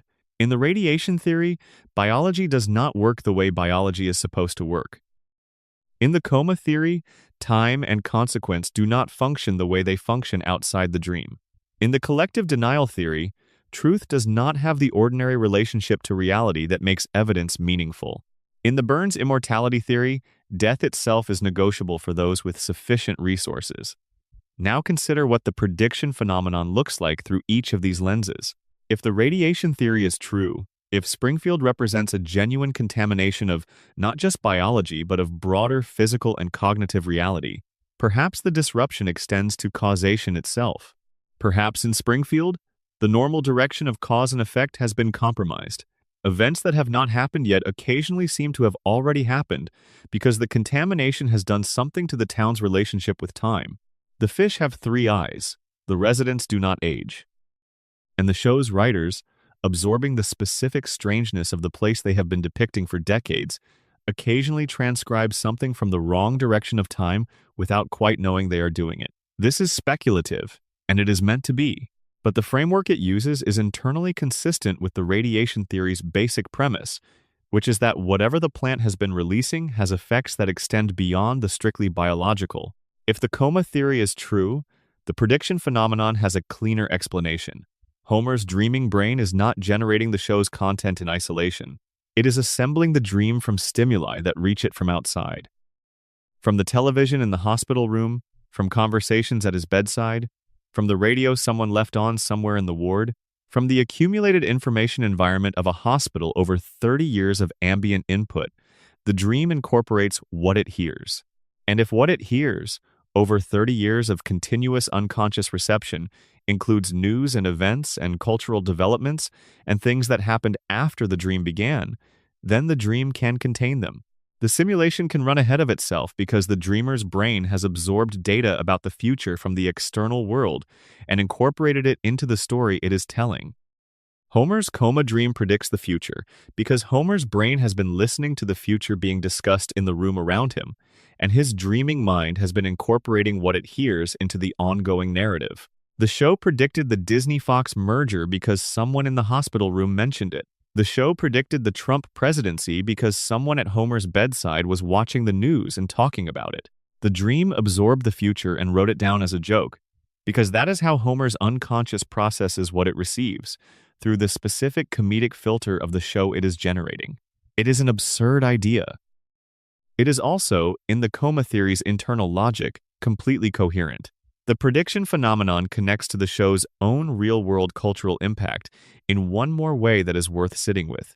When The Simpsons makes a prediction that comes true, the cultural response is always some version of recognition rather than surprise. Not, "I cannot believe this happened," but rather, "Of course this happened.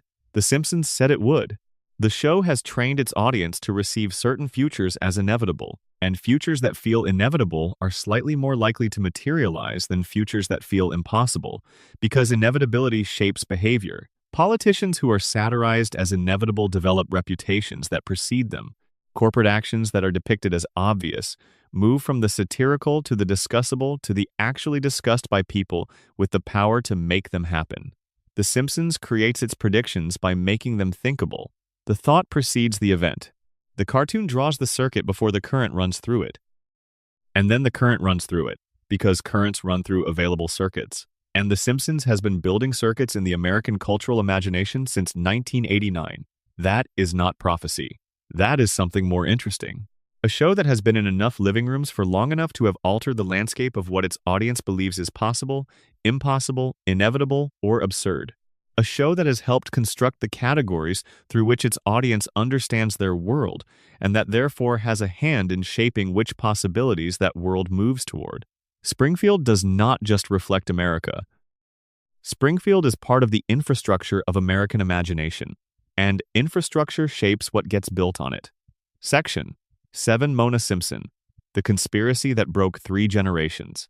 This is the quietest conspiracy in the Simpsons universe, and arguably the most complete. It does not involve aliens or experimental treatments or a town-wide vote to criminalize reality. It involves one woman's choice, one man's cruelty, and 3 generations of a family shaped by the collision between them. That was the canonical fact. Abe Simpson, Homer's father, told his son that his mother had died when Homer was young. He had a grave to show Homer. He had a story. Homer mourned. He grew up with the knowledge that he was the kind of boy whose mother died, and that belief, that specific wound, shaped the person he became in ways the show took its time making visible. Homer's desperate need for approval, his terror of abandonment, his clinging attachment to Marge, his willingness to endure almost anything rather than risk losing her, his inability to confront authority, to push back against Burns, to demand to be treated with the basic dignity his situation should have afforded him, his compulsive need for people to like him, to laugh at his jokes, to stay in the room with him. All of it traces back to a child who grew up believing he was someone whose mother would rather be dead than be his mother. In Season 7, the show revealed that the death was a lie. The episode is called Mother Simpson. It aired in November of 1995, and it is considered by many critics and fans to be among the finest episodes the show has ever produced. Homer, through a chain of coincidences that begins with him faking his own death to avoid working on a Saturday, discovers that according to official municipal records, his mother is alive. The grave that Abe showed him was not his mother's grave at all. It belonged to Walt Whitman, the poet. Abe had been directing his son to the burial site of a famous 19th-century American writer and telling him it was his mother for the entirety of Homer's conscious life. Homer finds Mona at the actual cemetery, visiting what she believes is her son's grave because she has been told he died. She does not recognize him immediately. He is not the child she remembers. He is a man now, shaped by a life she was not part of, carrying all the alterations that decades of Springfield living have made in him. But she recognizes him when he proves who he is, and the reunion is one of the most emotionally genuine pieces of television the show has ever produced. A grown man and his mother, separated for 27 years, standing beside a headstone that belongs to neither of them. And then Mona tells him why. She did not die. She did not leave because she had stopped loving him. She left because staying would have put him in danger, because the man who signs Homer's paychecks, the man Homer has worked for his entire adult life without understanding the connection, had destroyed her world and forced her underground. The story begins in 1969. Mona was living an ordinary life in Springfield, married to Abe, mother to a young Homer, unremarkable in the specific, comfortable way of a woman whose life had not yet encountered the thing that would change it. The world outside was on fire with the civil rights movement, with the counterculture, with the protests against Vietnam, and somewhere in the process of that fire, Mona caught. She was radicalized. She joined a group of activists. She found a cause. The cause was this. Mr. Burns, in addition to the nuclear power plant, owned a biological weapons laboratory in Springfield, a facility designed to develop and produce weaponized biological agents. In the same town where Homer was growing up, where children were going to school and riding their bicycles and playing in parks, Burns was running a germ warfare operation. Let that land for a moment. The nuclear power plant, with its 342 violations and its radioactive waste on playgrounds and its luminous rats, is the contamination source that the radiation theory focuses on. But Burns was not only running a facility that leaked radiation, he was simultaneously manufacturing biological weapons in the same community. The nuclear contamination was, in this reading, only part of what Burns was doing to Springfield. The full scope of his industrial operations in the town included both radiological exposure through the plant and whatever biological research was being conducted at the germ warfare facility. Mona and her group were not radicals acting against a legitimate business. They were destroying a weapons program that had no business existing in a residential area that was, by any reasonable definition of the term, a crime against the people of Springfield and a crime against international standards of conduct around biological warfare. The antibiotic bomb they detonated was not an act of vandalism. It was the destruction of something that should never have been created. The accidental curing of Wiggum's asthma is the show's way of underlining this point with characteristic dark humor. The raid that was supposed to be remembered as an act of radical destruction instead becomes, in the one documented case of a specific human effect, a healing. The antibiotic agent that destroyed the weapons also cured a guard's chronic respiratory condition. The raid killed the germs that Burns had been cultivating for weaponization, and in doing so, accidentally benefited the health of the one person in the facility who was exposed to the treatment agent. Burns was making things designed to harm people. Mona's group destroyed those things, and the only measurable human health outcome of the entire operation was positive. Mona and her group broke into the laboratory. They destroyed the biological agent stored there using what the show describes as an antibiotic bomb. During the raid, they accidentally cured the asthma of the facility's security guard, who was a young Clancy Wiggum, the man who would later become Springfield's chief of police. The raid succeeded. The weapons were destroyed, but Mona made one mistake. As the group was fleeing the facility, she paused to help someone who had fallen in the chaos. That someone was Mr. Burns.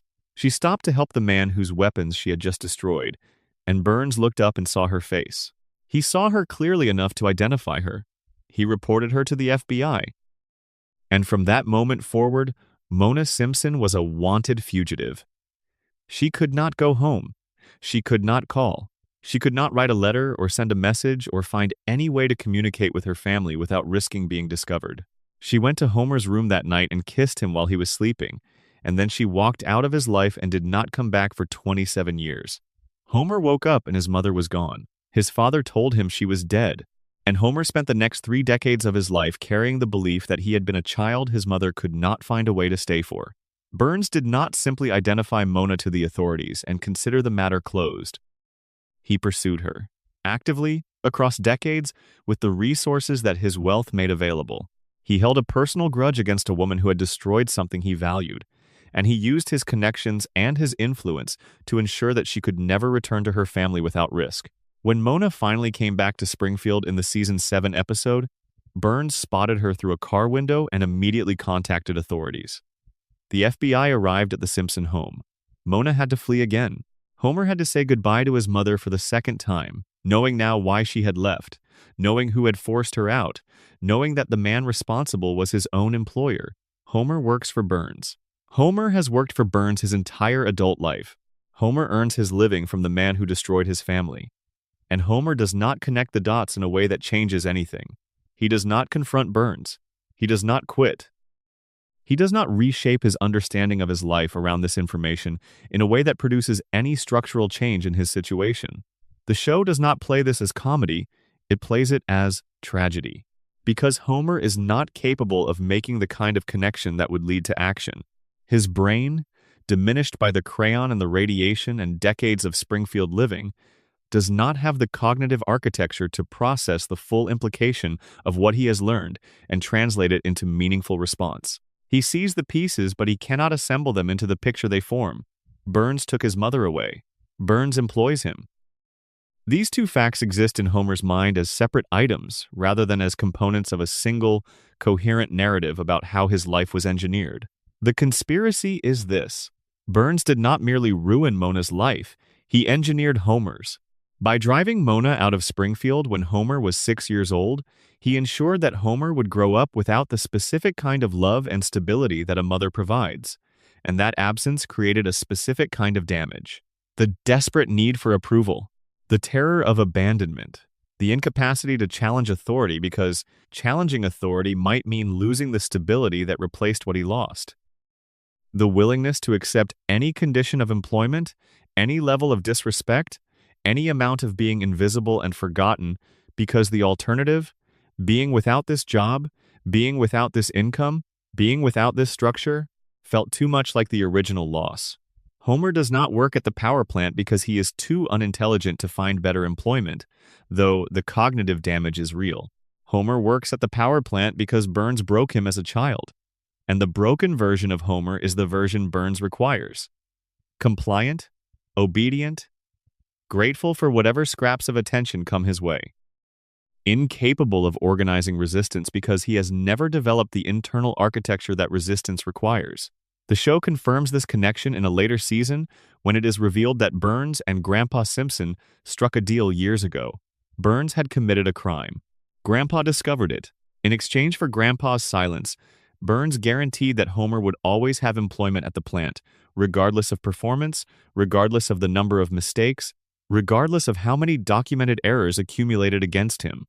Homer's extraordinary job security, the thing that has puzzled casual viewers for decades, is not a cartoon convenience. It is a contractual obligation, a deal made in secret between Homer's father and his mother's persecutor that Homer himself has never been told about. Homer is employed at the power plant because his grandfather made a deal with the man who drove his mother underground. He is the product of a negotiation he was never party to, living out an arrangement that was structured around him before he was old enough to make his own choices. His life is a consequence of other people's decisions about other people's interests, and he has never been given the information he would need to understand why. Mona died in a later season. The episode that depicts her death does not soften it or deflect it with comedy. Homer is beside her. He holds her hand. He watches his mother leave the world, and the weight of 27 stolen years presses down on the scene without any release. The Simpsons is a comedy, and it has always been a comedy. But underneath the jokes, underneath the gags, underneath the physical comedy and the satirical observations and the cultural references, there is a story about a family that was systematically broken by one man's resources and one community's inability to resist them. Mona fought and lost everything. Abe made a deal with the person responsible and buried the truth to survive. Homer inherited the consequences of decisions that were made before he was old enough to make any decisions of his own, and he has spent his entire adult life working for the man who made them, without ever fully understanding why his life has always felt heavier than it should. Burns won. He almost always wins in Springfield, because the man with the money writes the rules. And the rules say Homer Simpson will be in Sector 7G until he dies, because his grandfather made a deal and his mother made a choice, and Burns needed a broken man in a chair where a competent one would have asked too many questions. Homer was broken before he ever clocked in for the first time. There is one more dimension of the Mona story that the show presents, and that theory tends to underexamine. It concerns Abe Simpson, Homer's father, and the specific kind of failure that his choices represent. Abe knew the truth. He knew Mona was alive. He knew where she had gone and why. He had a wife who was a fugitive rather than a corpse, and he told his son she was dead. And then he showed him a famous poet's grave and asked him to mourn it, and Homer mourned it for his entire childhood and adolescence and adult life, while his mother was alive somewhere, moving through the world, carrying the weight of her absence from her son's life every single day. Why did Abe do this? The show presents Abe as a man whose defining characteristic is a comprehensive failure to be present for the people who need him. He was a distant and emotionally unavailable father. He eventually placed Homer in a home for the emotionally abnormal for failing to measure up to his expectations. His relationship with his son across the show's run is a catalog of small failures and large ones, of moments where something was needed and Abe did not provide it, of the specific damage that a particular kind of mid-century American fatherhood inflicted on the children it was supposed to protect. But the decision to tell Homer that Mona was dead is different from those failures. Those failures were failures of character and capacity, a man being unable to give what he did not have. This was a choice. Abe chose, actively, to give his son a false account of his mother's fate. He could have told Homer that his mother was alive but could not come home. He could have told him a version of the truth that preserved the fact of her love while explaining the impossibility of her presence.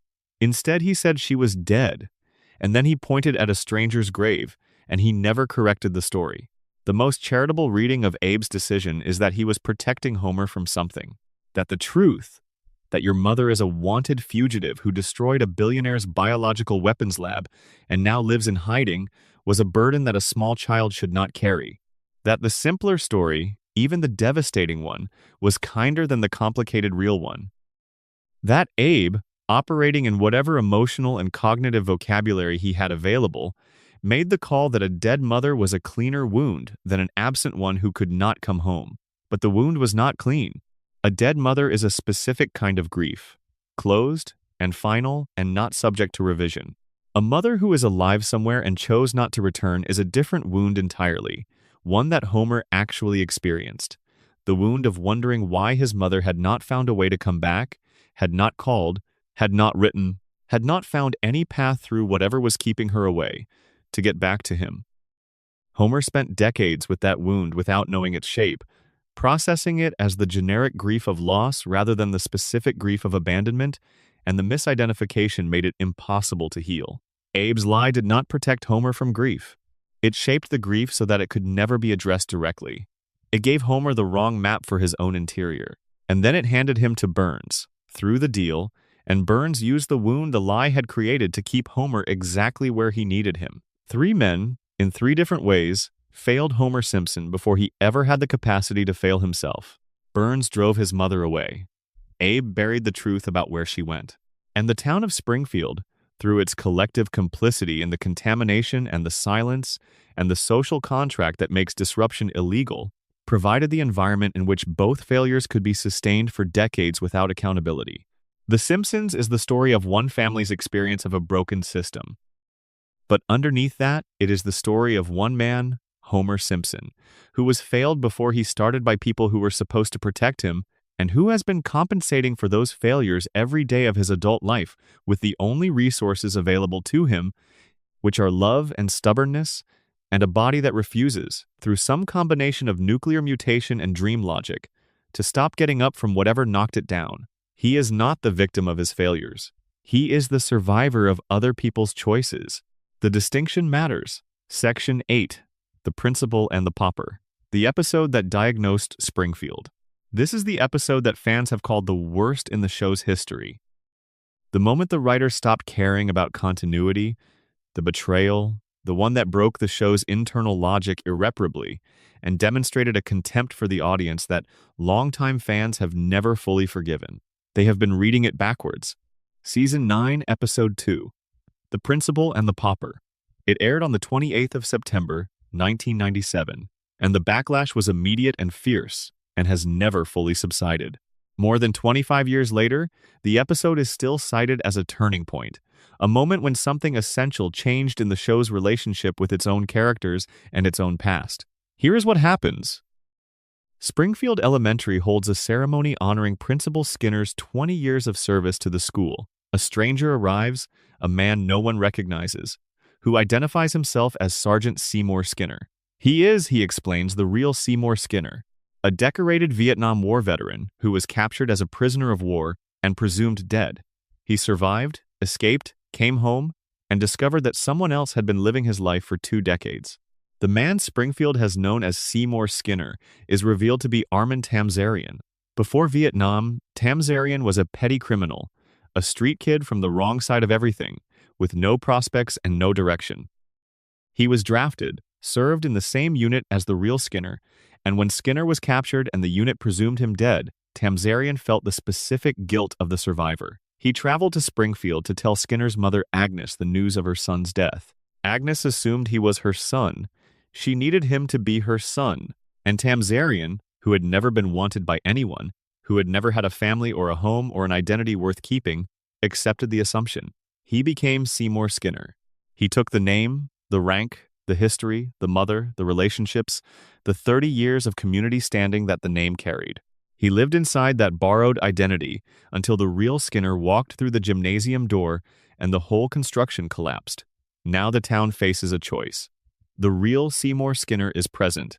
The imposter is present. The truth is fully documented and publicly known. Everyone in Springfield is aware that their principal is a man who has been living a stolen identity for 2 decades. What does Springfield do? It holds a town meeting, it allows both men to speak, it hears the evidence, it considers the implications, and then it votes. Not on whether to prosecute Tamzarian, not on whether to restore the real Skinner's identity, not on the legal or ethical dimensions of the situation. The vote is on something simpler and more fundamental, whether to acknowledge what is true. The verdict is unanimous. The town votes to keep the lie. Judge Snyder issues an official legal decree that Armin Tamzarian is and shall be considered the real Seymour Skinner in the eyes of the community. The actual Seymour Skinner, the real one, the war hero who survived a prisoner of war camp and came home to find his life gone, is tied to a railroad car and physically expelled from Springfield. And the decree makes it explicitly illegal, under penalty of torture, to ever mention the truth of the situation again. Fans hated this. Harry Shearer, who voices both Skinner and Burns, made his displeasure publicly known. Critics argued that the episode destroyed Skinner's character by revealing that his entire history was a fiction. His military service, his relationship with Agnes, his dynamic with Bart and the students, the specific neurosis of his relationship with authority, all of it had been built on something that did not exist. The episode is consistently ranked among the show's worst. But here is what the episode actually did. It showed you Springfield honestly. It said the quiet part out loud about how this town works. Springfield has always operated this way.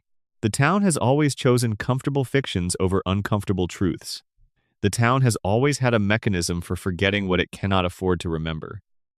The only thing different about The Principal and the Pauper is that it brought that mechanism into the light. It showed you the vote. It showed you the decree. It showed you the literal physical expulsion of a man whose crime was telling the truth.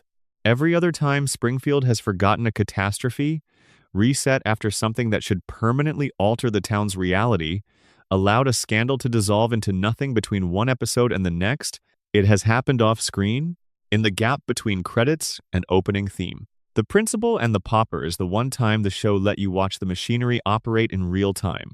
Consider how many times Springfield has experienced events that should, by any normal standard of narrative and consequence, have permanently changed the town's reality. The dome, the near-nuclear incidents, the environmental catastrophes, the alien encounters. the literal blocking of the sun. Every one of these events should have left a permanent mark on the community. Every one of them should have generated institutional responses, changed behaviors, altered the relationship between the residents and their institutions. Every one of them is forgotten by the following episode.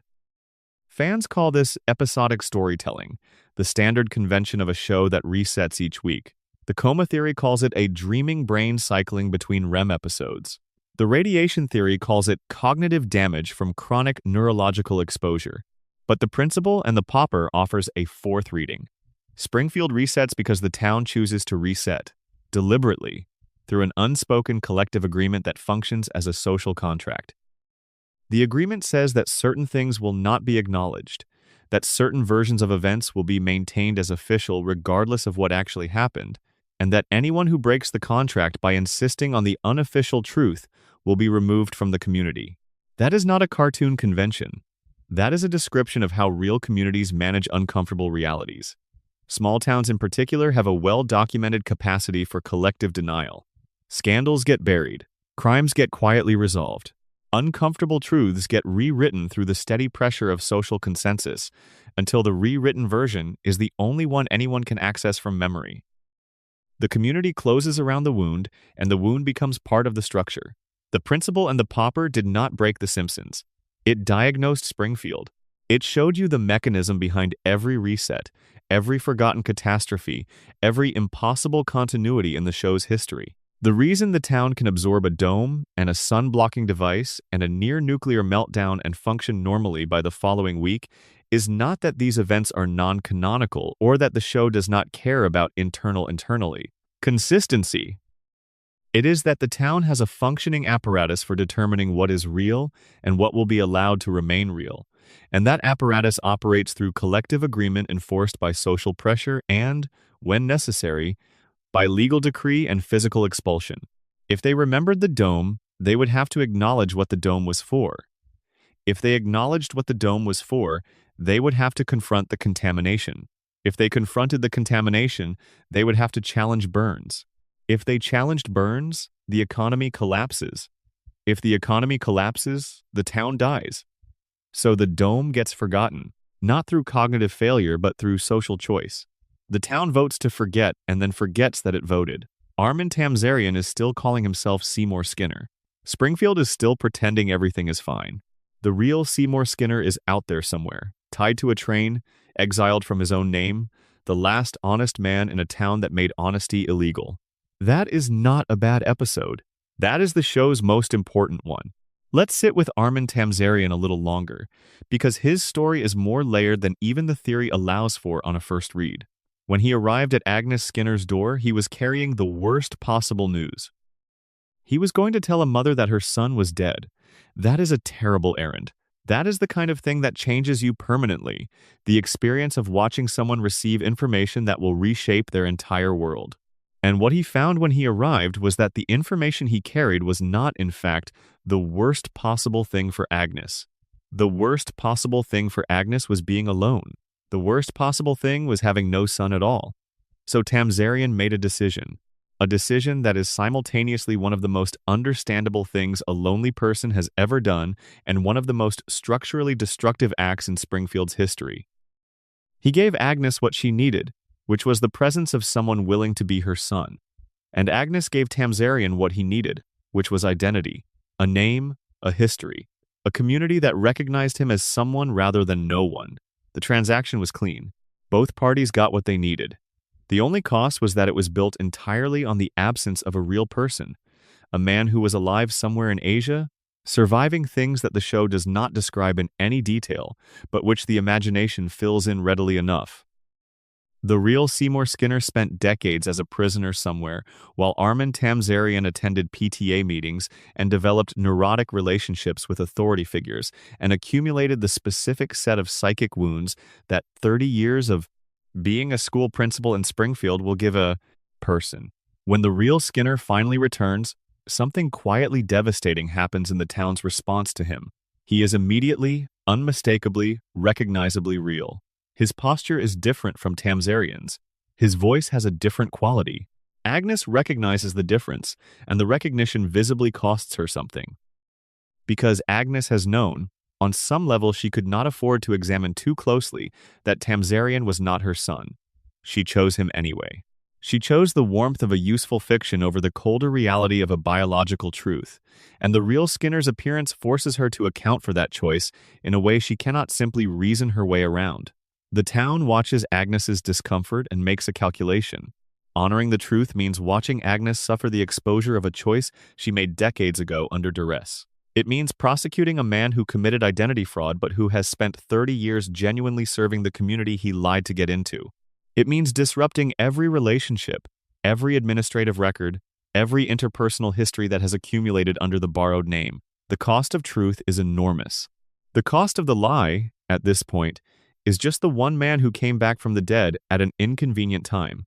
The town makes a rational choice, and that rationality is the most frightening thing about the episode. It is not mob mentality or blind conformity or the weakness of a community under pressure. It is a careful, explicit, collectively deliberated decision that the benefits of maintaining the false identity outweigh the benefits of honoring the real one. A utilitarian calculation made by an entire town at a town meeting, in the light, with full information available to everyone present. They know the truth, and they choose the lie anyway, on purpose, with their eyes open. This is what makes it a diagnosis rather than a failure. A bad episode would have played the reveal for drama and the resolution for comedy and moved on, leaving the characters' foundations intact. What the episode actually did was apply the logic of Springfield's entire history to a single character in a way that made that logic undeniable. Every character in Springfield is, to some degree, Armin Tamzarian. Every character is operating inside an identity that has been shaped by compromises and choices made under pressure, maintained through social agreement, and protected by the community's collective decision not to look too closely. Homer is not really a safety inspector. The plant's safety record demonstrates this conclusively, but Springfield has agreed to treat him as one. Moe is not really a tavern keeper in any legitimate legal sense. The episode where his bar fails multiple health inspections and liquor license audits simultaneously makes this clear. The police department, under Chief Wiggum, is not really a functioning law enforcement institution. The courts, under Judge Snyder, are not really a functioning judicial institution. Every institution in Springfield is operating inside a fiction that the community has agreed to maintain, because maintaining the fiction is less costly than confronting the reality beneath it. Principal Skinner is Armin Tamzarian, and Armin Tamzarian is Springfield, and Springfield is everywhere in America where a community has decided that function and comfort and the preservation of existing social arrangements are worth more than accuracy. The episode did not break the show. The episode told you what the show had always been about. The real Seymour Skinner rides his train out of Springfield and off the edge of the show's continuity, and somewhere in the distance he carries the last clean identity in a town that decided unanimously that clean identities are a luxury it cannot afford. The decree is filed. The records are updated. The community closes back around the wound. And next week, Principal Skinner is at his desk, his borrowed name sitting on the nameplate outside his borrowed office. The accumulated history of a stolen life pressing down on him like the specific weight of a suit that was made for someone else, but that you have worn long enough that it has started to take the shape of your body. He never mentions Armin Tamzarian again. Nobody mentions Armin Tamzarian again. By the end of the episode, Armin Tamzarian has already begun to disappear, and Principal Skinner is all that remains, and Springfield continues. And the vote that made it continue is already fading from collective memory in the way that all uncomfortable decisions fade when enough time has passed and enough other things have filled the space where the discomfort used to be. The show's machinery is invisible again. The next episode begins. Section 9, Where is Springfield? The town that lives everywhere and nowhere. Springfield is the most famous fictional town in the history of American television.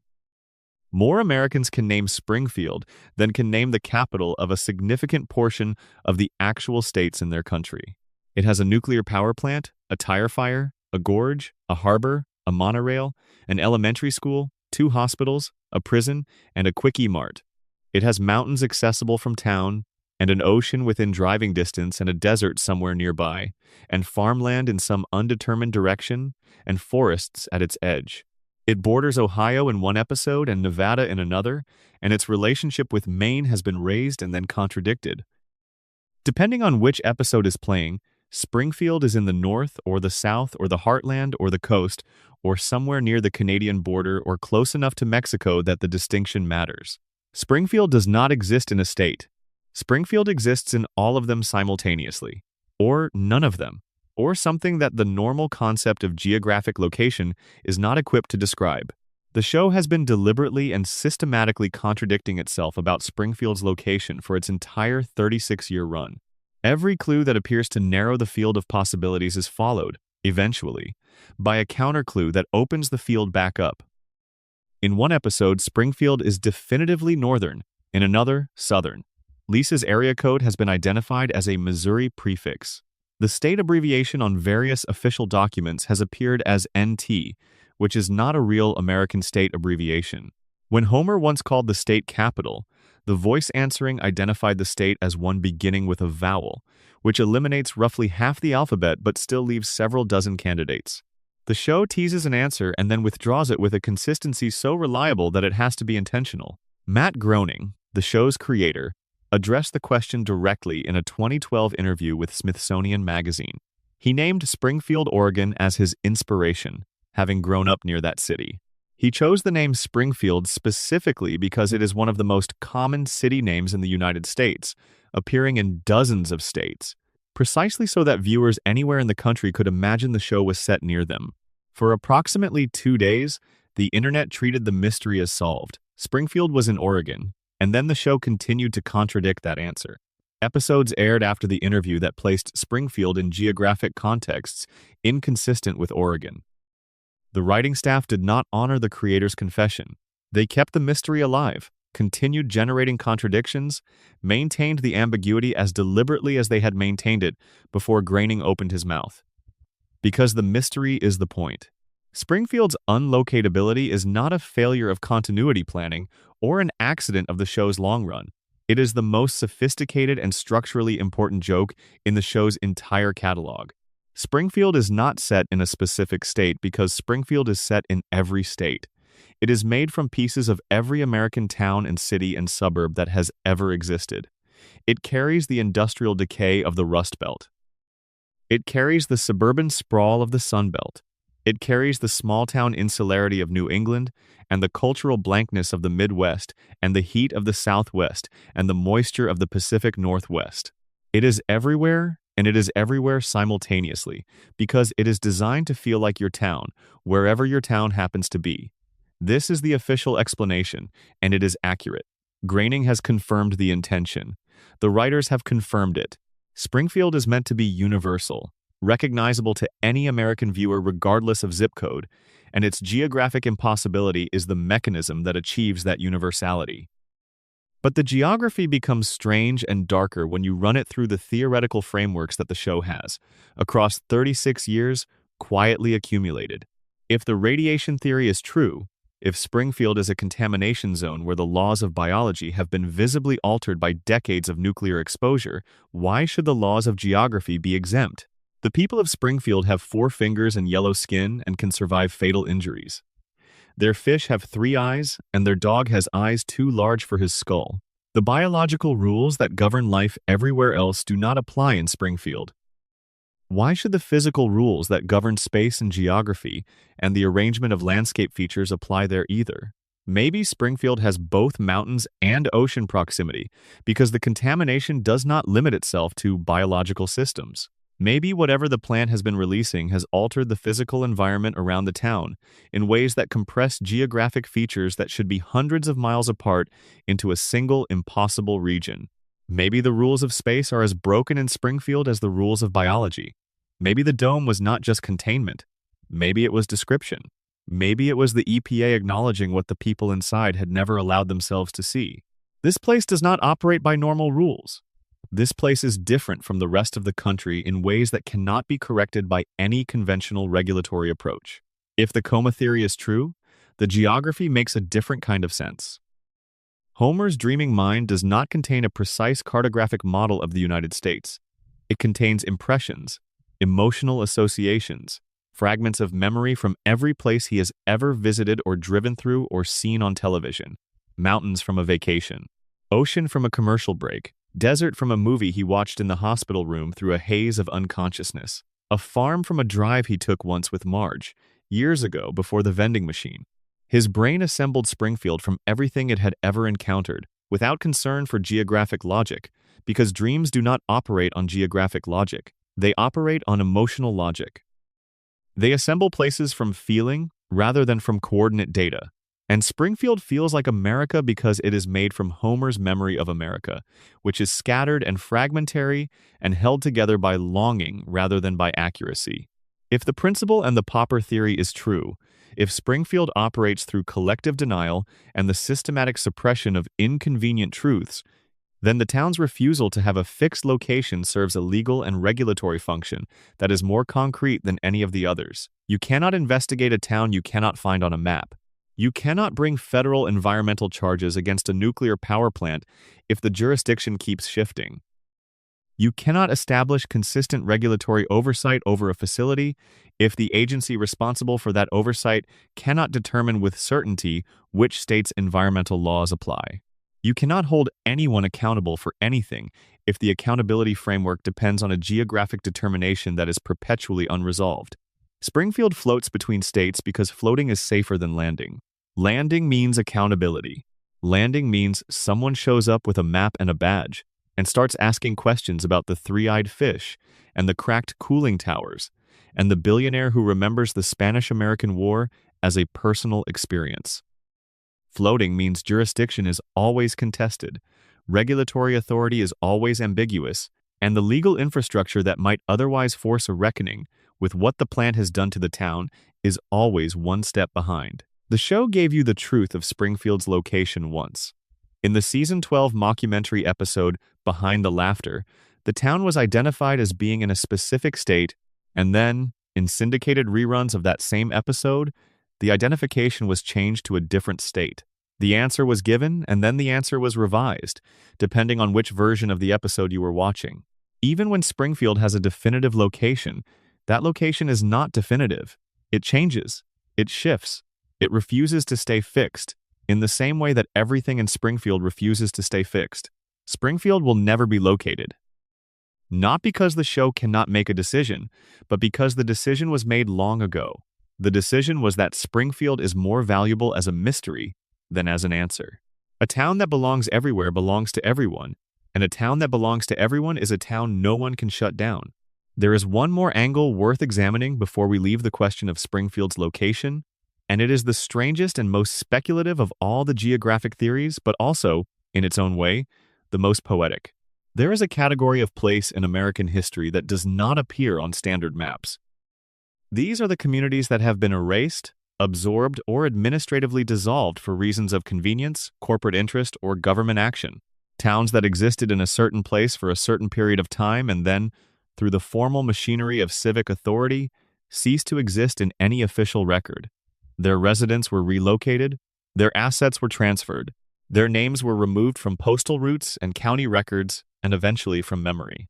The land they occupied was repurposed for industrial use, or became part of a larger development, or was contaminated by the very industry that displaced its residents and was then quietly fenced off and forgotten.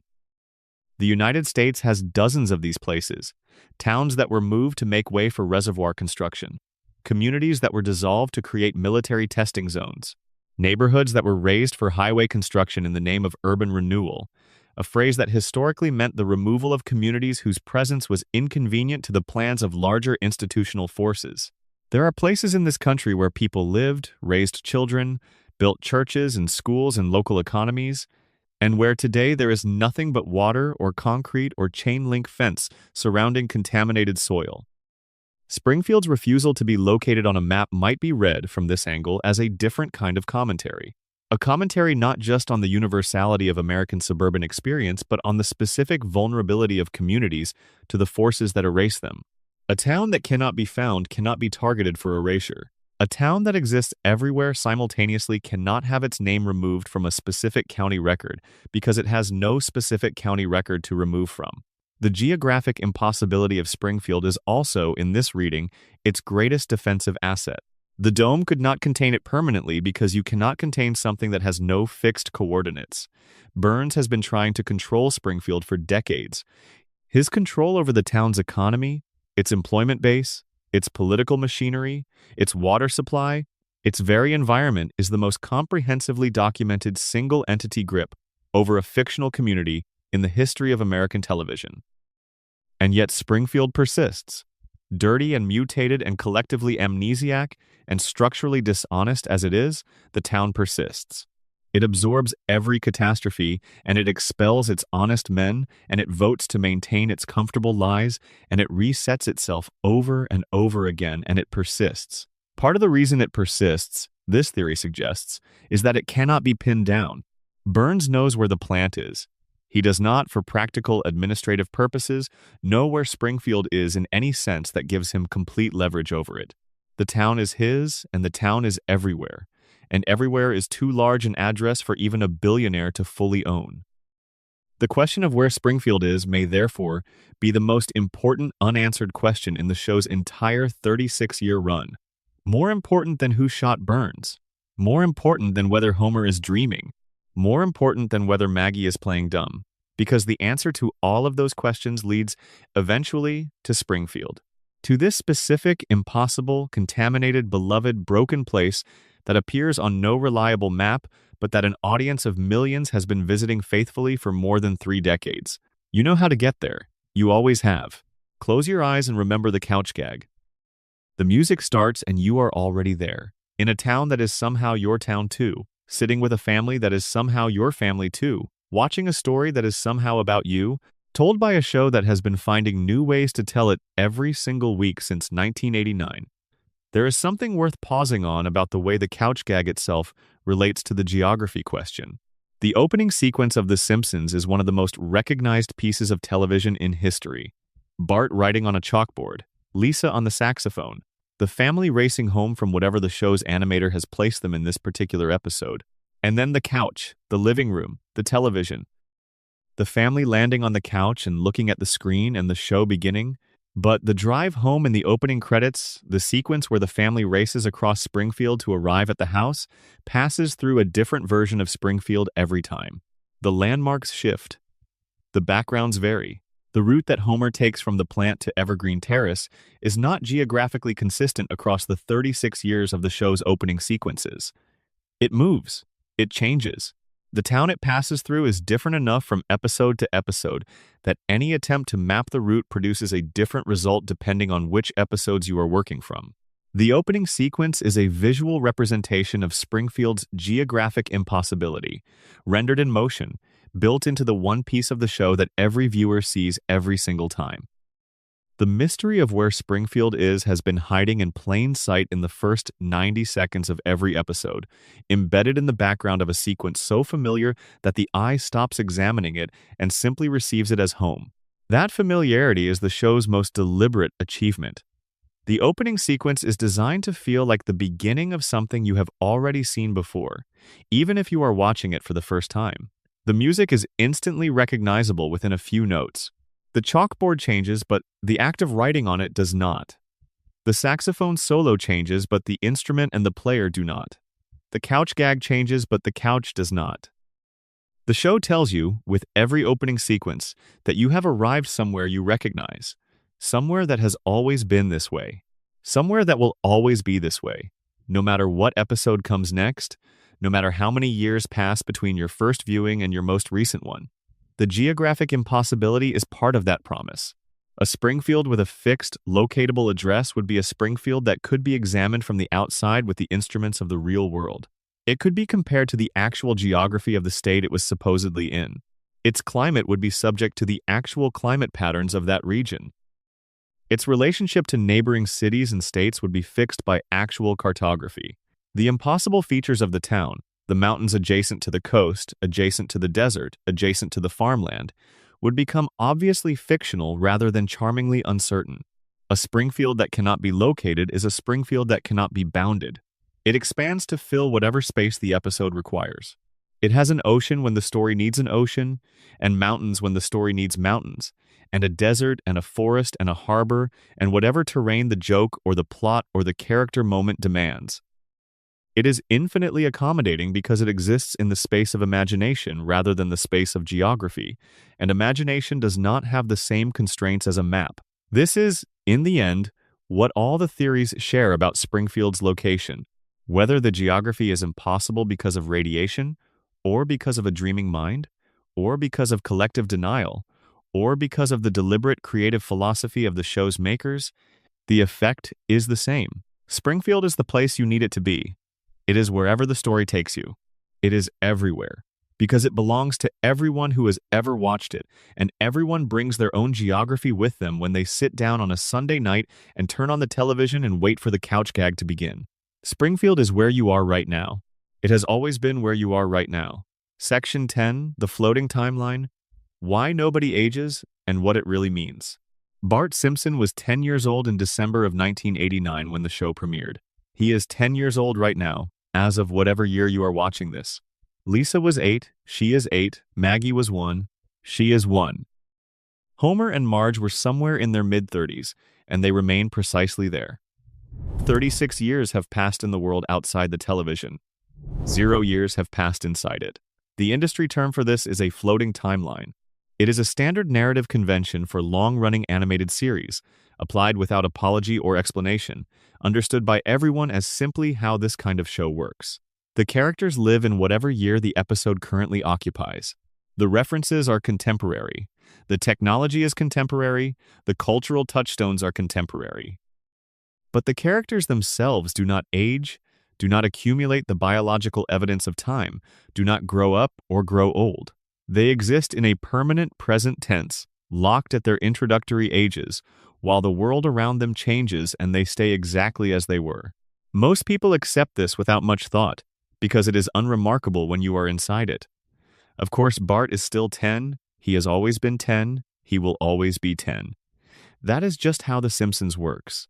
But The Simpsons has been running long enough that the floating timeline has created contradictions of a scale that stretches the convention past the point where casual acceptance is adequate. The most structurally significant of these contradictions involves Homer and Marge's shared history. When the show began, their past was set in a specific historical moment, the late 1970s, the early 1980s. They met in high school during a recognizable era, with era-appropriate music and fashion and cultural context.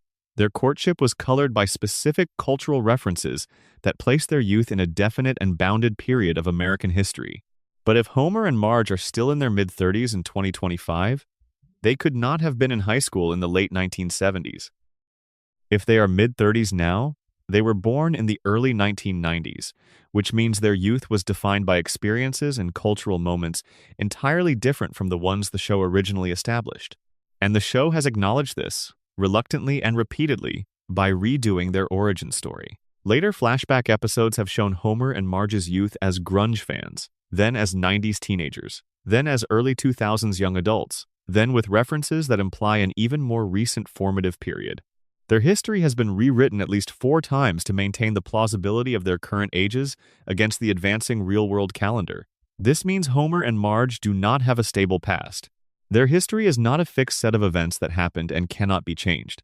It is a draft, a working document that gets revised whenever the requirements of the current timeline make the previous draft implausible. Their memories are unstable. Their origin story is negotiable. Who they were before the show began is subject to change based on editorial requirements. Now apply every theory that this journey has traced. The coma theory says the characters do not age because they exist in the frozen mind of a man who went to sleep in 1993 and has not yet woken up. The mind that is generating the simulation can only render the world as it was when it last had direct access to it. Homer's brain cannot age his children because it never experienced them aging. It holds them at their last known state, the ages they were when the vending machine fell, and it keeps them there, because that is the only information available from which to construct them. The floating timeline is not a production convenience. It is the natural consequence of a dreaming mind without access to new data. The radiation theory says the characters do not age because their biology has been altered by decades of nuclear contamination in ways that affect normal cellular aging processes. Whatever the plant has been releasing into the water and the air of Springfield has not merely mutated the physical characteristics of the residents, it has interfered with the biological machinery of aging itself. The characters are frozen not because the show refuses to let them grow, but because their cells have been modified in ways that prevent the normal progression of biological time. They are not avoiding aging. They are biologically incapable of it because of what has been done to them. The principle and the pauper theory says the characters do not age because Springfield collectively agrees to ignore the passage of time the same way it collectively agrees to ignore every other uncomfortable truth. The town votes to stay the same. Not explicitly, not in a single formal resolution, but through the continuous operation of the same social contract that made it illegal to acknowledge that Skinner was Tamsarian. The community maintains a shared fiction of perpetual present tense because the alternative, acknowledging that 36 years have passed, would require acknowledging what those 36 years have contained, and what they have contained is too much for the agreed-upon version of reality to absorb. The Burns immortality theory says that at least one person in Springfield has already demonstrated that the concept of aging is negotiable. If Burns can live past 140 through engineered intervention, if the biological limit of human life has already been exceeded within the show's universe, then the idea that aging might be suspended or eliminated for other residents through other means is not as impossible as it might otherwise appear. The coma theory and the radiation theory and the collective denial theory each provide a different mechanism for the same outcome, but they all agree on the outcome itself. Time has stopped for these characters, not for dramatic convenience. Not because the show lacks the imagination to depict them aging. The flash-forward episodes demonstrate conclusively that the show can imagine these characters at different life stages with complete narrative and emotional success. The show is capable of aging its characters. It simply chooses not to, and that choice is worth examining more carefully than it typically receives. When a writer's room with the talent and creativity and sheer institutional knowledge of The Simpsons writing staff makes a choice that is so counterintuitive, so structurally unusual, so visible to any viewer who has been watching long enough to notice it, the choice deserves to be taken seriously as a choice. Not as a limitation. Not as a convention borrowed unthinkingly from animation's standard operating procedures. As a deliberate, considered, continuously renewed decision that the show makes every season, every year, with full awareness of what it is doing and what it is refusing to do. The characters do not age because the people making the show have decided, for 36 consecutive years, that the show is better, more resonant, more true to what it is trying to be if they stay the same. And the reason that decision holds for 36 years is that the audience has ratified it continuously by continuing to watch. Every viewer who comes back for another season is voting, implicitly, to keep the timeline floating, to keep Bart 10, to keep the loop running. The show has imagined what aging in Springfield would look like, multiple times. The Season 6 episode Lisa's Wedding flashed forward to show Lisa as a young adult, engaged to be married, living a life that her intelligence and her character made entirely plausible. The future the episode depicts is rich and specific and emotionally coherent. Lisa has become the person the show has always suggested she would become if time were allowed to work on her. The episode proves that The Simpsons can imagine its characters at different ages and life stages with complete creative success. And then the episode ends and Lisa is 8 again. The future is shown and sealed away. The glimpse through the window closes. The permanent present resumes. The show can imagine growth and chooses, each time, not to allow it. It can tell those stories and chooses, each time, to put them away. Because allowing The Simpsons to age would mean allowing The Simpsons to end. Homer eventually retires. Bart goes to college, moves away, becomes something other than the mischievous 10-year-old who rides his skateboard through the opening credits. Lisa moves away first, probably, because she is the one who has always been heading somewhere that Springfield could not contain her. Maggie starts talking and walking and becoming whatever extraordinary thing she has always been becoming behind her silence. Marge is left in a house that has gone quiet, on a street that no longer contains the chaos that defined her life for decades. That story is a story. It is a beautiful and heartbreaking story. But it is not the story America has watched for 36 years. The story America has watched is the one where the family is always intact, the house is always full, the couch is always occupied, the opening credits always play, and Sunday night always brings them back. The floating timeline is not a convenience. It is the show's thesis statement. It is the argument the show has been making since 1989, made by the accumulated weight of every episode, every reset, every refusal to let time do what time normally does. The Simpsons are frozen because we need them to be. They represent something that we have decided, collectively and continuously, to protect from the ordinary passage of time. The messy, chaotic, furious, loving, dysfunctional, indestructible American family, the one that survives everything, the one that recovers from everything, the one that starts fresh every Sunday night and is there again the following Sunday and the one after that for as long as the television stays on. They do not age because aging means ending. And we decided, sometime around 1989, that they were not allowed to end. The loop is not their prison, it is ours. We built it. We maintain it. We tune in to confirm that the walls are still standing and the family is still intact and the timeline is still floating. And every time we watch, every time we laugh, every time we quote a line from an episode that aired before most of us were born, we tighten the loop a degree further. We pressed pause in 1989 and we have never pressed play. Let us think about what the floating timeline would mean if it were real rather than narrative convention. If time genuinely does not move in Springfield in the way it moves outside, if the town occupies some permanent present that is continuously refreshed but never advanced, what would that experience feel like from the inside? Bart has been 10 years old for 36 years of external time. He has been in the same grade at the same school with the same friends and the same enemies and the same skateboard and the same casual, automatic sense that the world is oriented toward his amusement. Every school year ends and a new one begins, and he is in the 4th grade again. The essays he wrote last year are not in his memory. The lessons he almost learned have been removed from the substrate. The small incremental accumulation of experience and perspective that makes a 10-year-old into an 11-year-old into a 12-year-old is perpetually absent. He starts from the same point every time. Under the coma theory, this is explicable. Homer's brain cannot age Bart because it does not have access to what an older Bart would be. It is rendering a child from a fixed data set that stopped updating when Homer went under. Bart is 10 because 10 is the last age Homer knew him to be, and the dream engine is faithful to its last available data. Under the radiation theory, this is a biological fact. Bart's cells are not aging because the contamination in Springfield has interfered with the normal process of cellular aging. His DNA is replicating without the accumulated errors that produce visible aging over time. He is perpetually in a state that, in radiation biology, would be recognized as a kind of suspended animation at the cellular level. Under the collective denial theory, Bart is 10 because Springfield has agreed that he is 10. He has always been 10.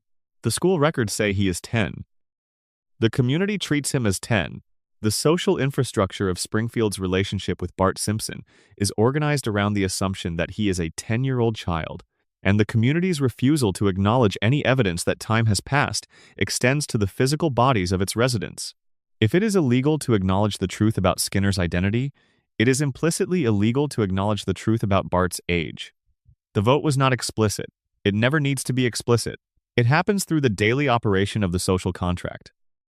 But there is a 4th framework for understanding the floating timeline that sits outside any of the major theories, and that the show has explored in specific, memorable episodes. The framework of the dream sequence. The Simpsons has used the dream as a structural device throughout its run. The Treehouse of Horror episodes are the most explicit example. Episodes that exist outside continuity, where characters die and the universe ends and reality behaves according to the logic of horror and fantasy rather than the logic of the show's normal universe. These are safe containers for the impossible, deaths that are not deaths, events that do not affect what follows. The dream sequence as the show's pressure valve, the space where the writers can do things the ongoing narrative cannot accommodate. But the connection between the dream sequences and the normal episodes is more interesting and more complicated than a simple safe, unsafe container distinction. Because the things that happen in the Treehouse of Horror, the deaths and the transformations and the impossible events, bear a family resemblance to things that happen in the regular run of the show. Homer has survived being shot, stabbed, burned, crushed, electrocuted, and falling from significant heights in non-dream sequence canonical episodes. Maggie has shot a man. Mr. Burns has blocked out the sun. A government agency domed the entire town. The regular universe of the show has been importing the logic of its own dream container for so long that the boundary between canonical reality and dream sequence logic has become genuinely porous.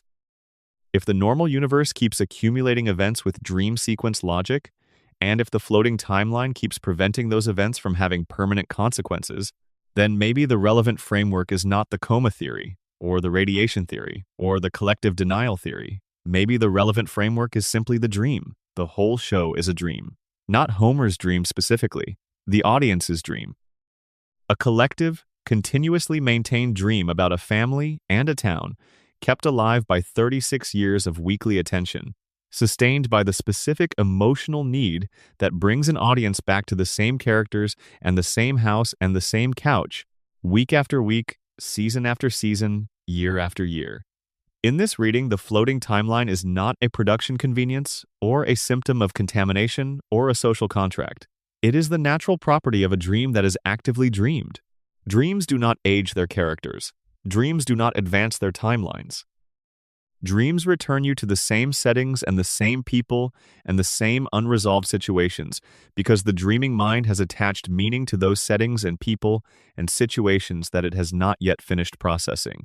We have not finished processing The Simpsons. We have been trying to finish for 36 years, and the work is not done. So we return, and the family is there, unchanged, and we sit in the position of the audience watching the screen, within the couch gag, and we begin again. Season 1, Episode 1 is still available. The pilot is still there. Homer and Marge are young, Bart is small, Lisa is a baby almost. Maggie has not yet shot anyone or organized any rebellions or protected any butterflies.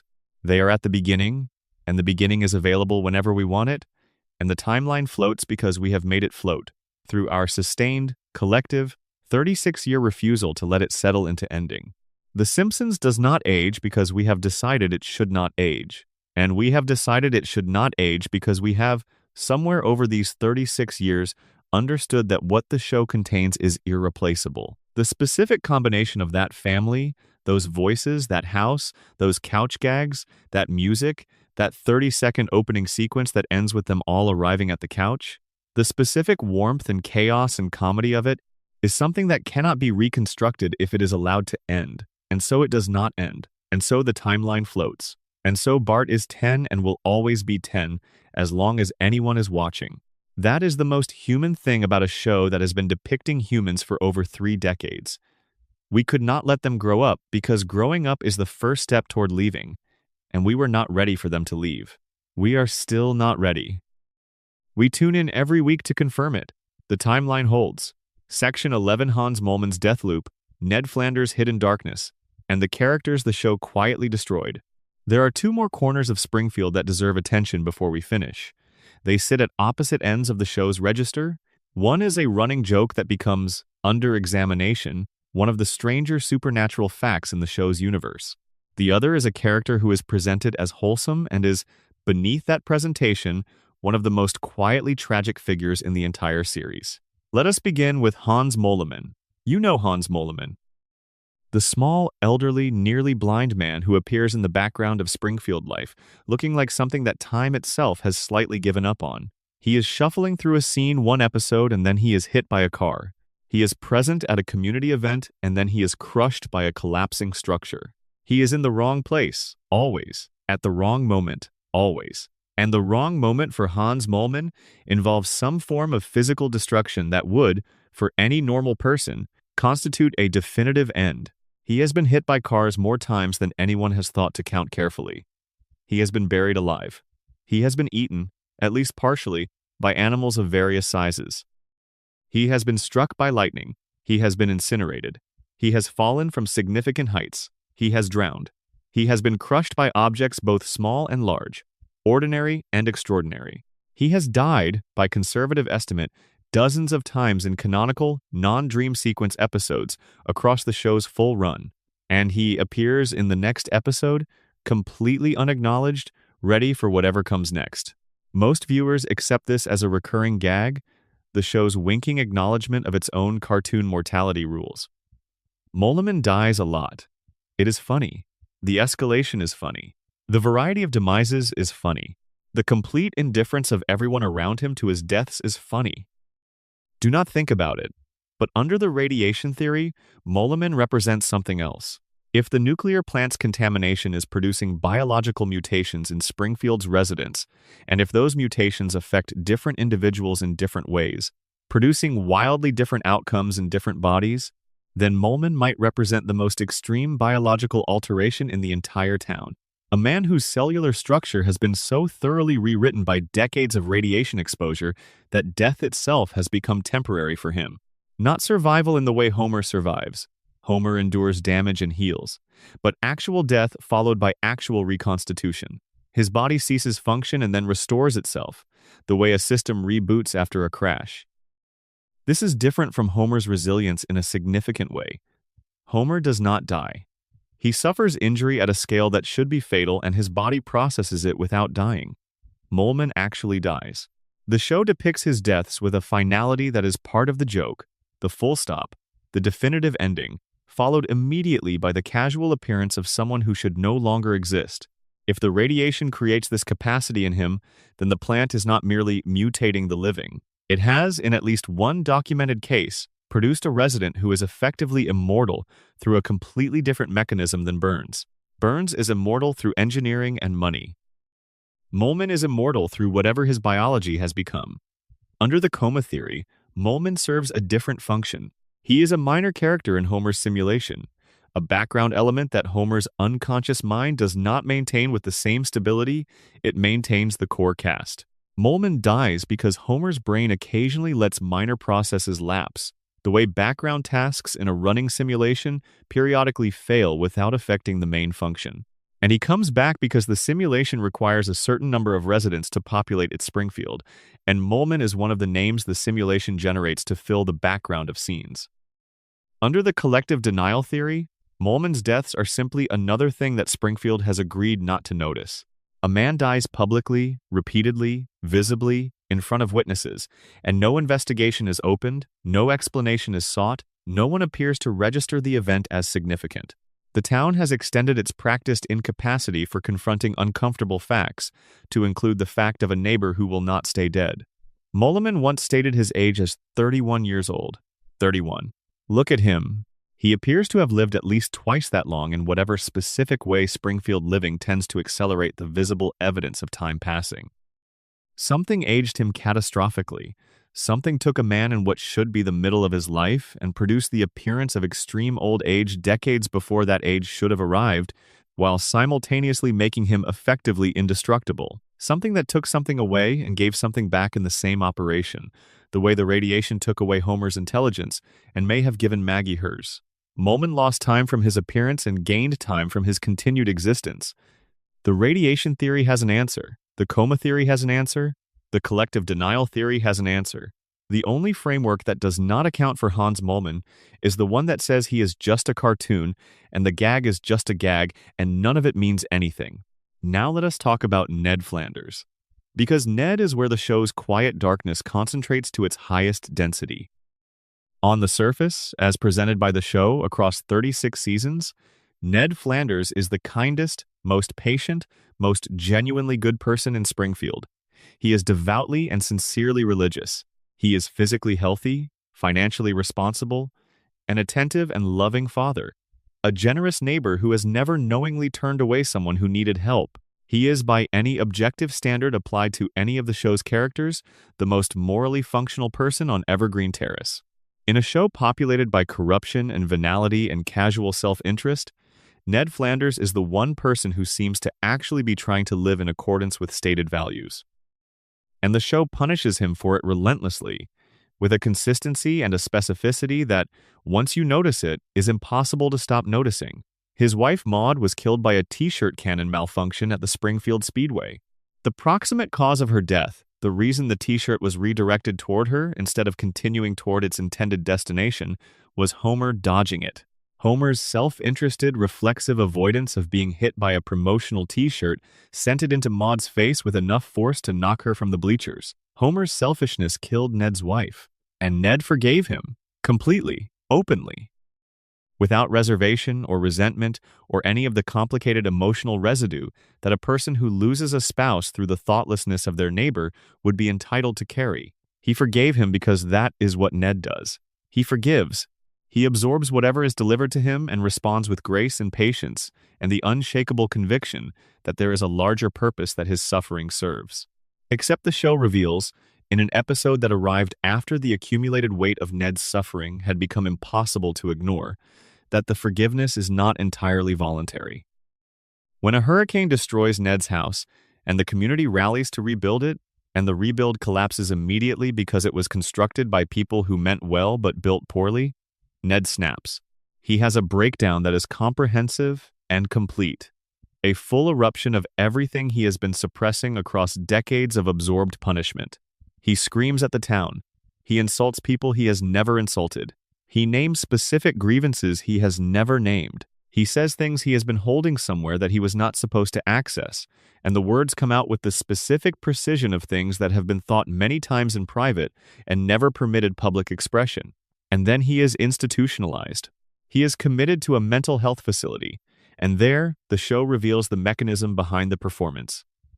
Ned was a violent and uncontrollable child. His parents were beatniks who did not believe in discipline and could not manage him. They brought him to a psychiatrist who spent years working on him, conditioning the aggression out of him, wiring his behavioral responses in ways that prevented the anger from finding expression. The kindness is real in the sense that it is genuinely Ned, but it is not the natural expression of a peaceful temperament. It is the product of a therapeutic intervention that restructured how he responds to the stimuli that would produce anger in any other person. Ned cannot get angry. Not because he does not have the capacity for anger, the hurricane breakdown demonstrates the anger is present and substantial, but because his brain was wired in childhood to suppress it before it can reach expression. His forgiveness of Homer is not grace. It is a programmed response. His patience is not virtue. It is the absence of the capacity to do otherwise. His faith is not conviction. It is a structural support system that he requires to explain to himself why a person who does everything right keeps receiving outcomes that feel like punishment. And here is what makes Ned Flanders the saddest character in the show, rather than Homer, who is too cognitively impaired to fully register his own suffering, or Burns, who is too insulated by wealth and power to suffer in any conventional sense, or Lisa, who is young enough to still believe that the arc of things bends somewhere better than where she currently is. Ned is aware. He is fully functional, fully present, fully conscious of every dimension of his situation. He knows that Maude is gone because of Homer.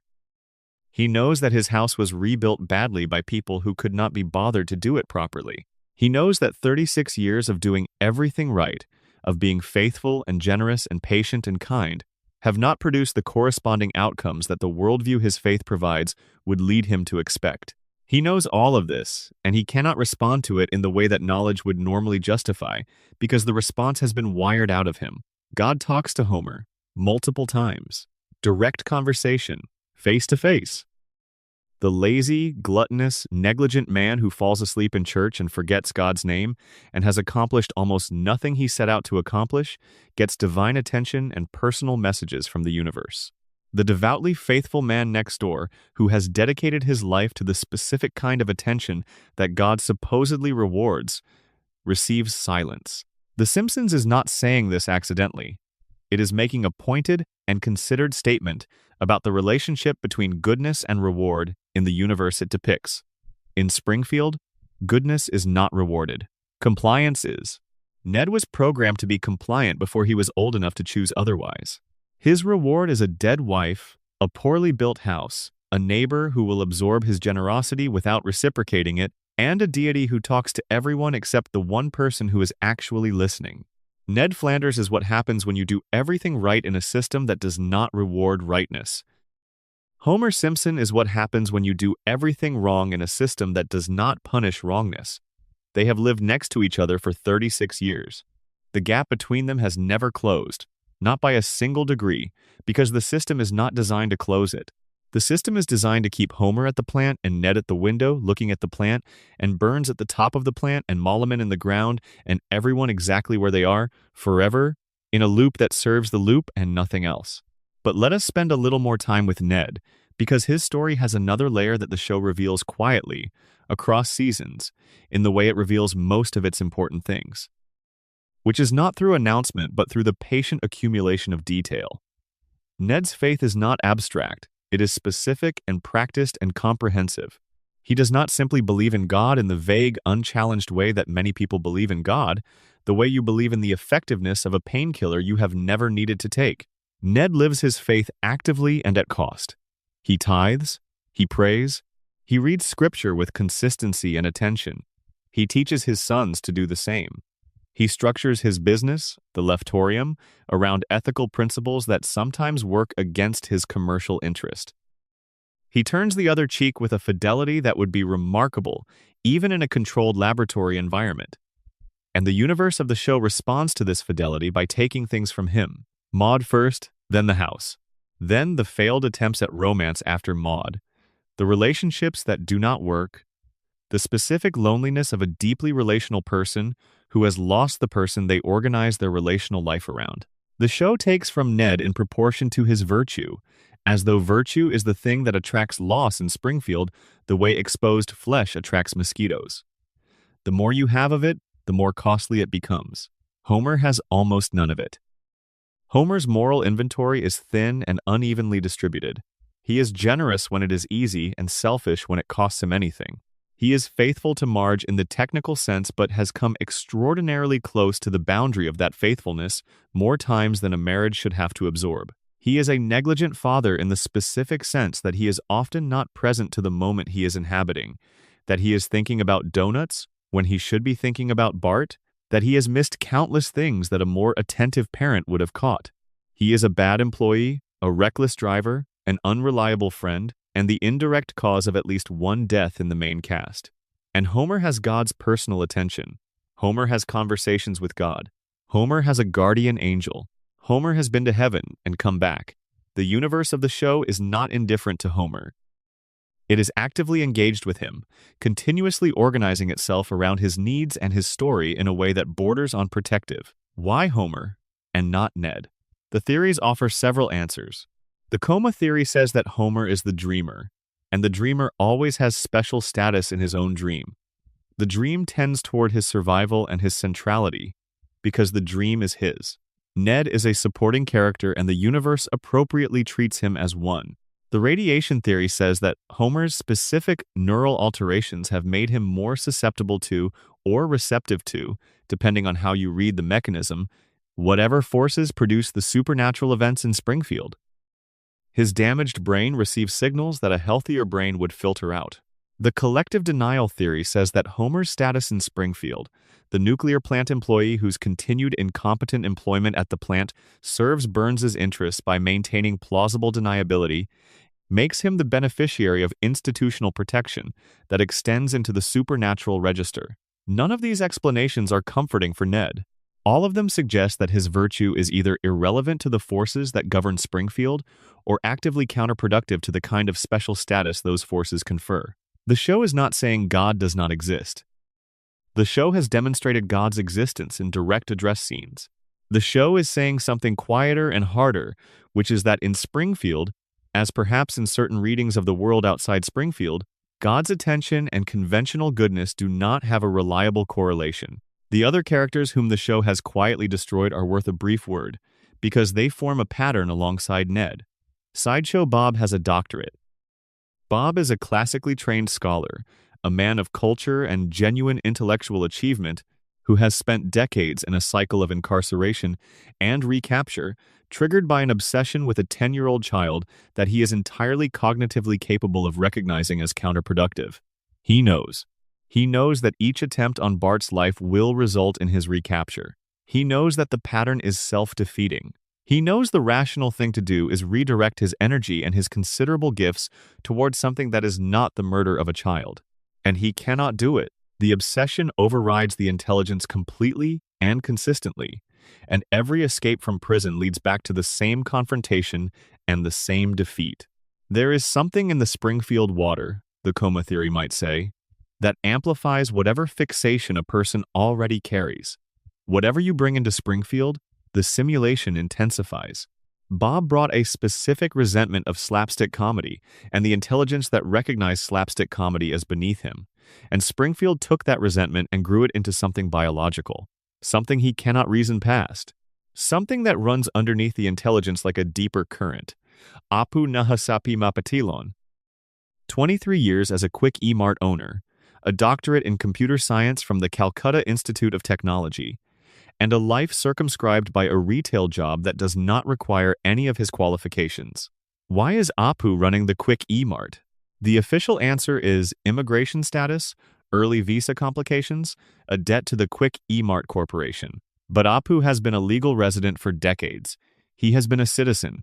He has the credentials for a career that would take him far beyond the overnight shift at a convenience store. Springfield keeps him behind the counter with the same gentle, invisible insistence that it keeps Homer at the plant and Ned at the window. The town does not force anyone to stay in place. It simply makes leaving seem more complicated than staying, and then it waits. The characters the show quietly destroyed are the ones whose potential exceeded what Springfield required of them. Bob's intellect, Apu's education, Lisa's ability, Ned's moral seriousness. Springfield accommodates a certain level of human achievement, and then it stops accommodating. It has a ceiling, and the ceiling is set at a height that serves the system rather than the people inside it. Below the ceiling, you can live indefinitely. Above it, Springfield finds ways to bring you back down. Burns set the ceiling. That is the final, connecting insight of the character study. Burns's control of Springfield is not merely economic. It is architectural. He has built a town whose structure prevents the growth of anything that would threaten his position at the top of it. A functional school would produce a generation that could challenge him. A functional regulatory environment would expose the plant's violations. A functional relationship between the residents and objective reality would force a confrontation with the contamination and its consequences. Burns needs Springfield exactly as it is. Confused, amnesiac, beautiful in its dysfunction.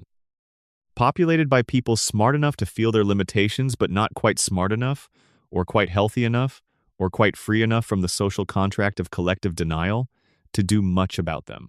And at the center of that town, in a house on Evergreen Terrace, a family sits on a couch.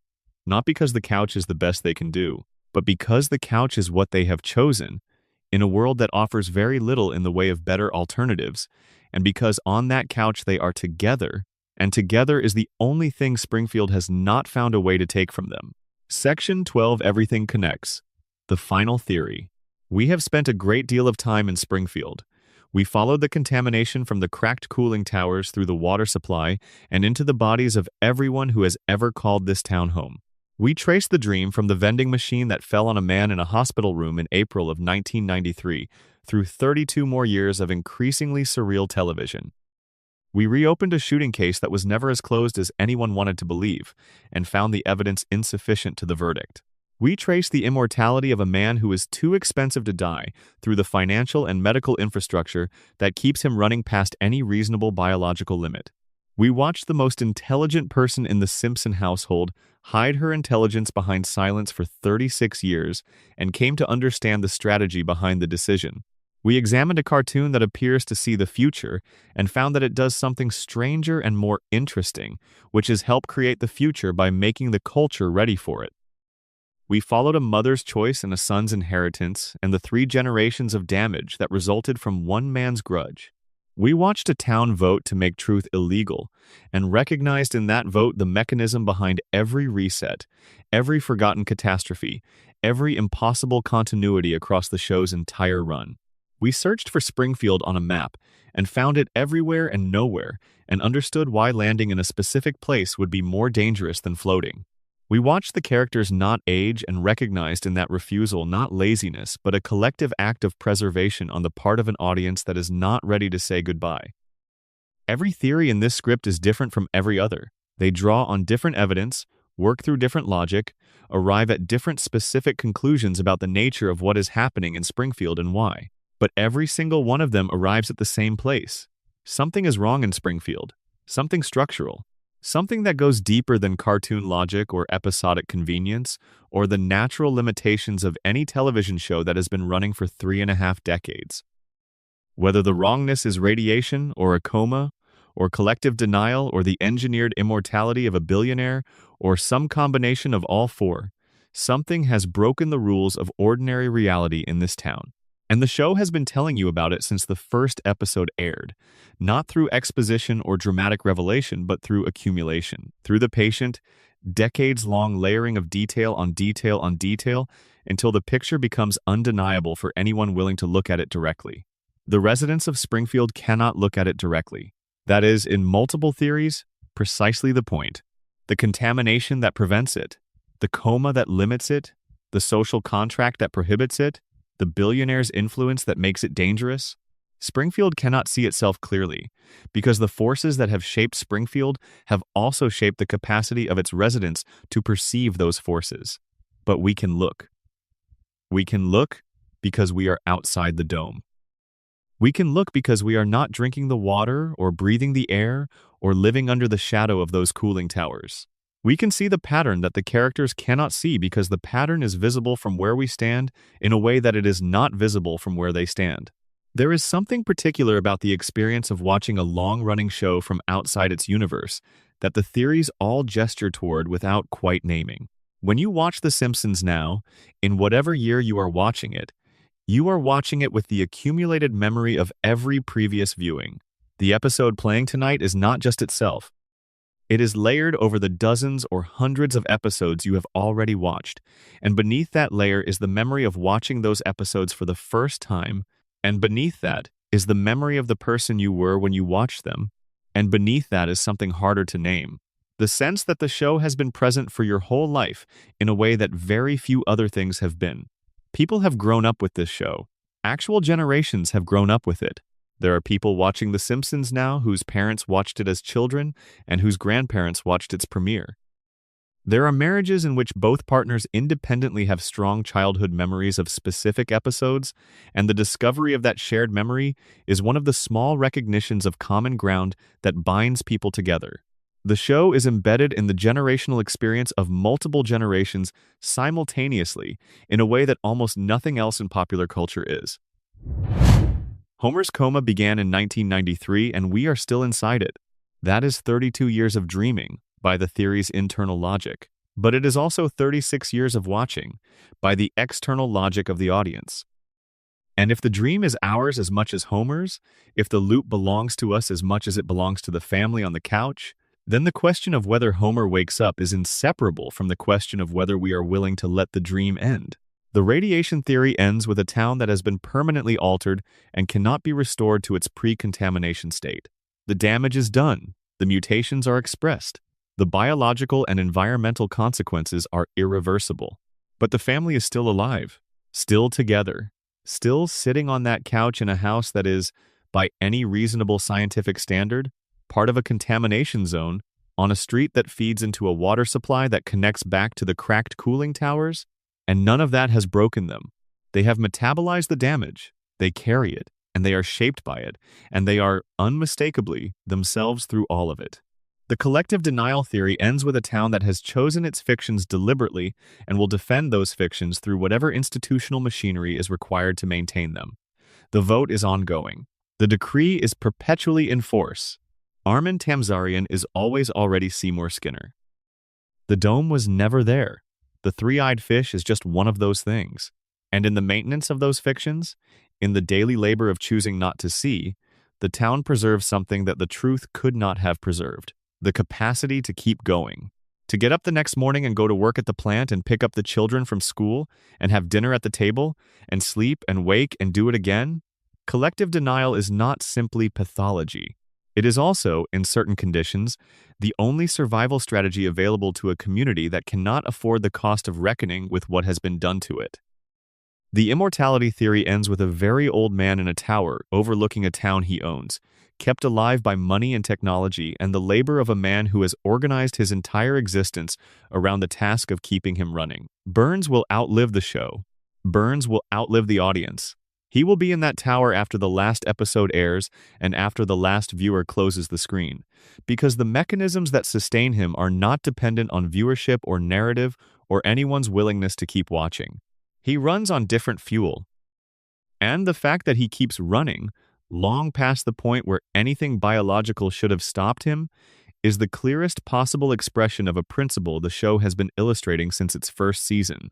In Springfield, as perhaps elsewhere, the machinery of power is far more durable than any individual human life it encounters.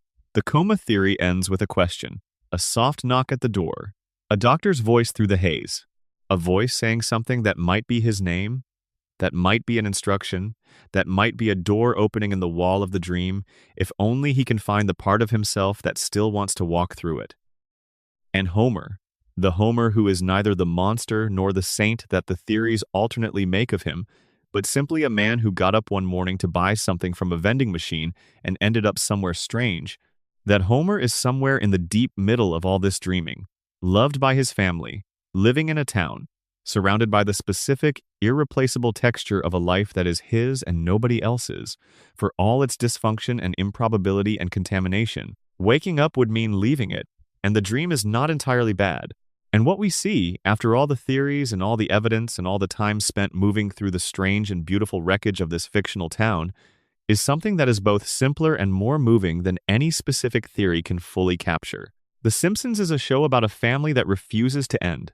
A family that has been through everything that a family can go through, every financial crisis, and every marital strain, and every child's struggle, and every parent's failure, and every impossible cosmic event, and every catastrophe both natural and man-made, and that has survived all of it. Not because the show protects it from consequences, the consequences are real and the suffering is real, but because the family's connection to itself is the one thing that the various forces of destruction and entropy and institutional corruption and radiological contamination have not yet found a way to break. Homer is broken in many specific and documented ways. He is cognitively impaired and emotionally damaged and physically strange and professionally negligent, and the product of a childhood shaped by loss and institutional exploitation. And he loves his family with a completeness and a sincerity that none of the damage has been able to touch.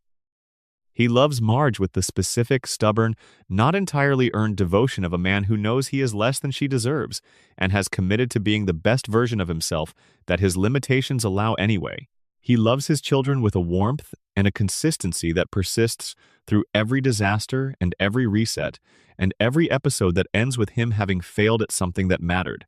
That love is what the theories are protecting when they explain away the impossibilities. The radiation explains why the town is frozen. The coma explains why the children never grow up. The denial explains why nothing permanently changes. But underneath all the explanations is the thing that makes people watch in the first place, and the thing that makes them keep watching. The family on the couch, the house on Evergreen Terrace, the opening credits that play the same notes they have always played and will keep playing as long as anyone is watching. We cannot let them go because they are us. Not a perfect representation, not a realistic one, not a portrait of any specific family that has ever existed, but a version of something we recognize.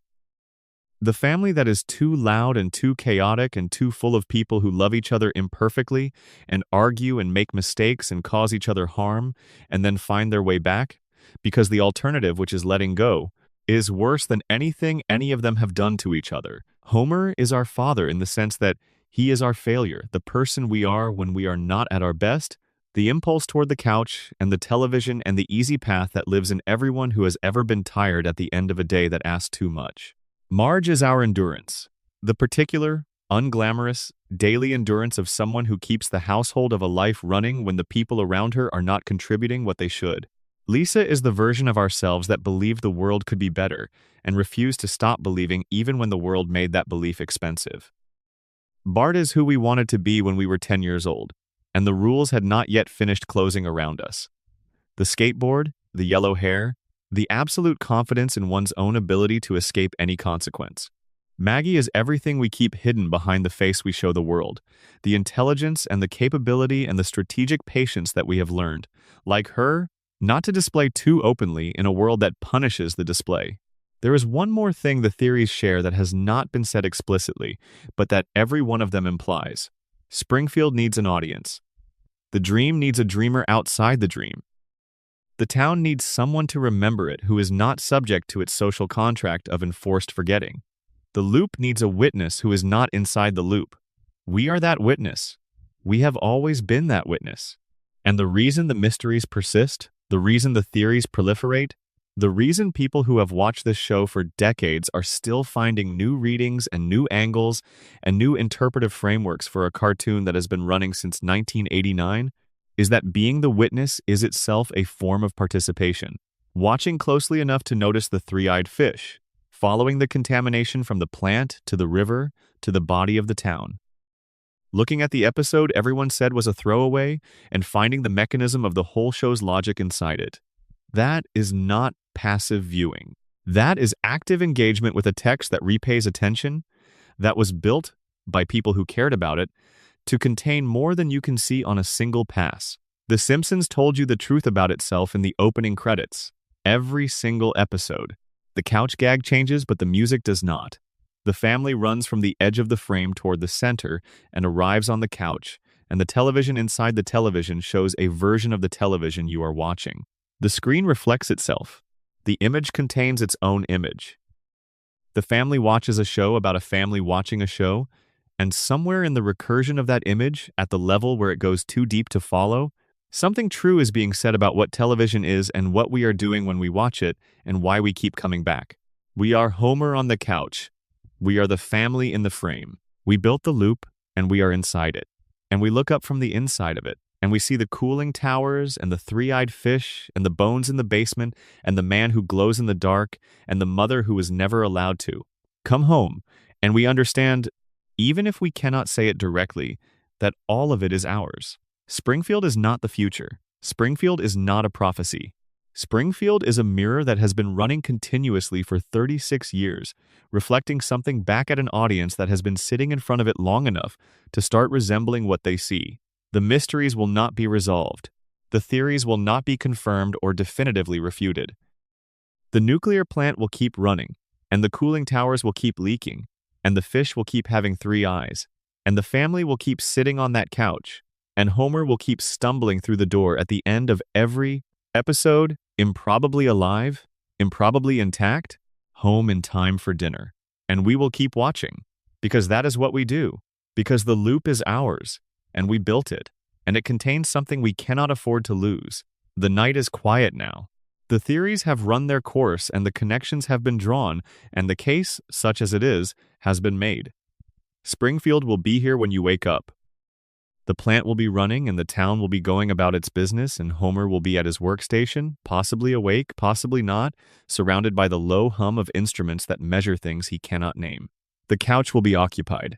The house on Evergreen Terrace will be lit from inside by the specific warm light of a family that is still, improbably, together. You were there for a while tonight. The contamination did not reach you. The dome does not extend this far. You are outside the loop, watching it from the place that the dream requires someone to occupy, and what you saw was everything. Springfield will be here when you wake up. It always is. Sleep well. One last thing before you go completely. There is a moment at the very end of many Simpsons episodes that almost nobody talks about. After the main story concludes, after the joke lands or the emotional beat resolves or the chaos settles back into whatever counts as order in this household, there is sometimes a final quiet shot. The house on Evergreen Terrace from the outside, the lights on, the television glow visible through the window, the neighborhood still and dark around it. Just a house, just a family inside a house, doing what families do in the evening. It is the most ordinary image in the entire show. And it is the image the show returns to again and again, across 36 seasons, as if it contains something that none of the elaborate plots or elaborate theories can fully articulate. Something about the specific warmth of a lit window at night. Something about knowing that the people inside are fed and safe and together, at least for this hour, whatever comes next. We built theories around Springfield because the show earned them.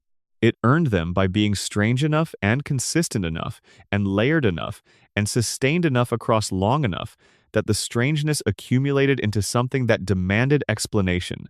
The radiation, the coma, the shooting, the immortality, the silence, the predictions, the conspiracy, the denial, the geography, the frozen time, all of it sitting in the structure of the show like furniture in a room, present in every episode, visible to anyone who looks carefully and does not look away when the looking gets uncomfortable.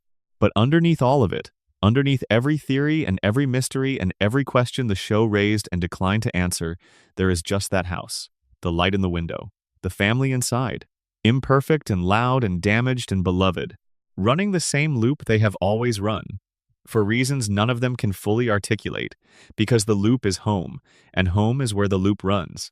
You watched it for a while tonight. You followed it through the dark and the strange and the genuinely unsettling, and at the end of all that, the house is still there, the light is still on, the family is still inside. That is enough. That has always been enough. Sleep well.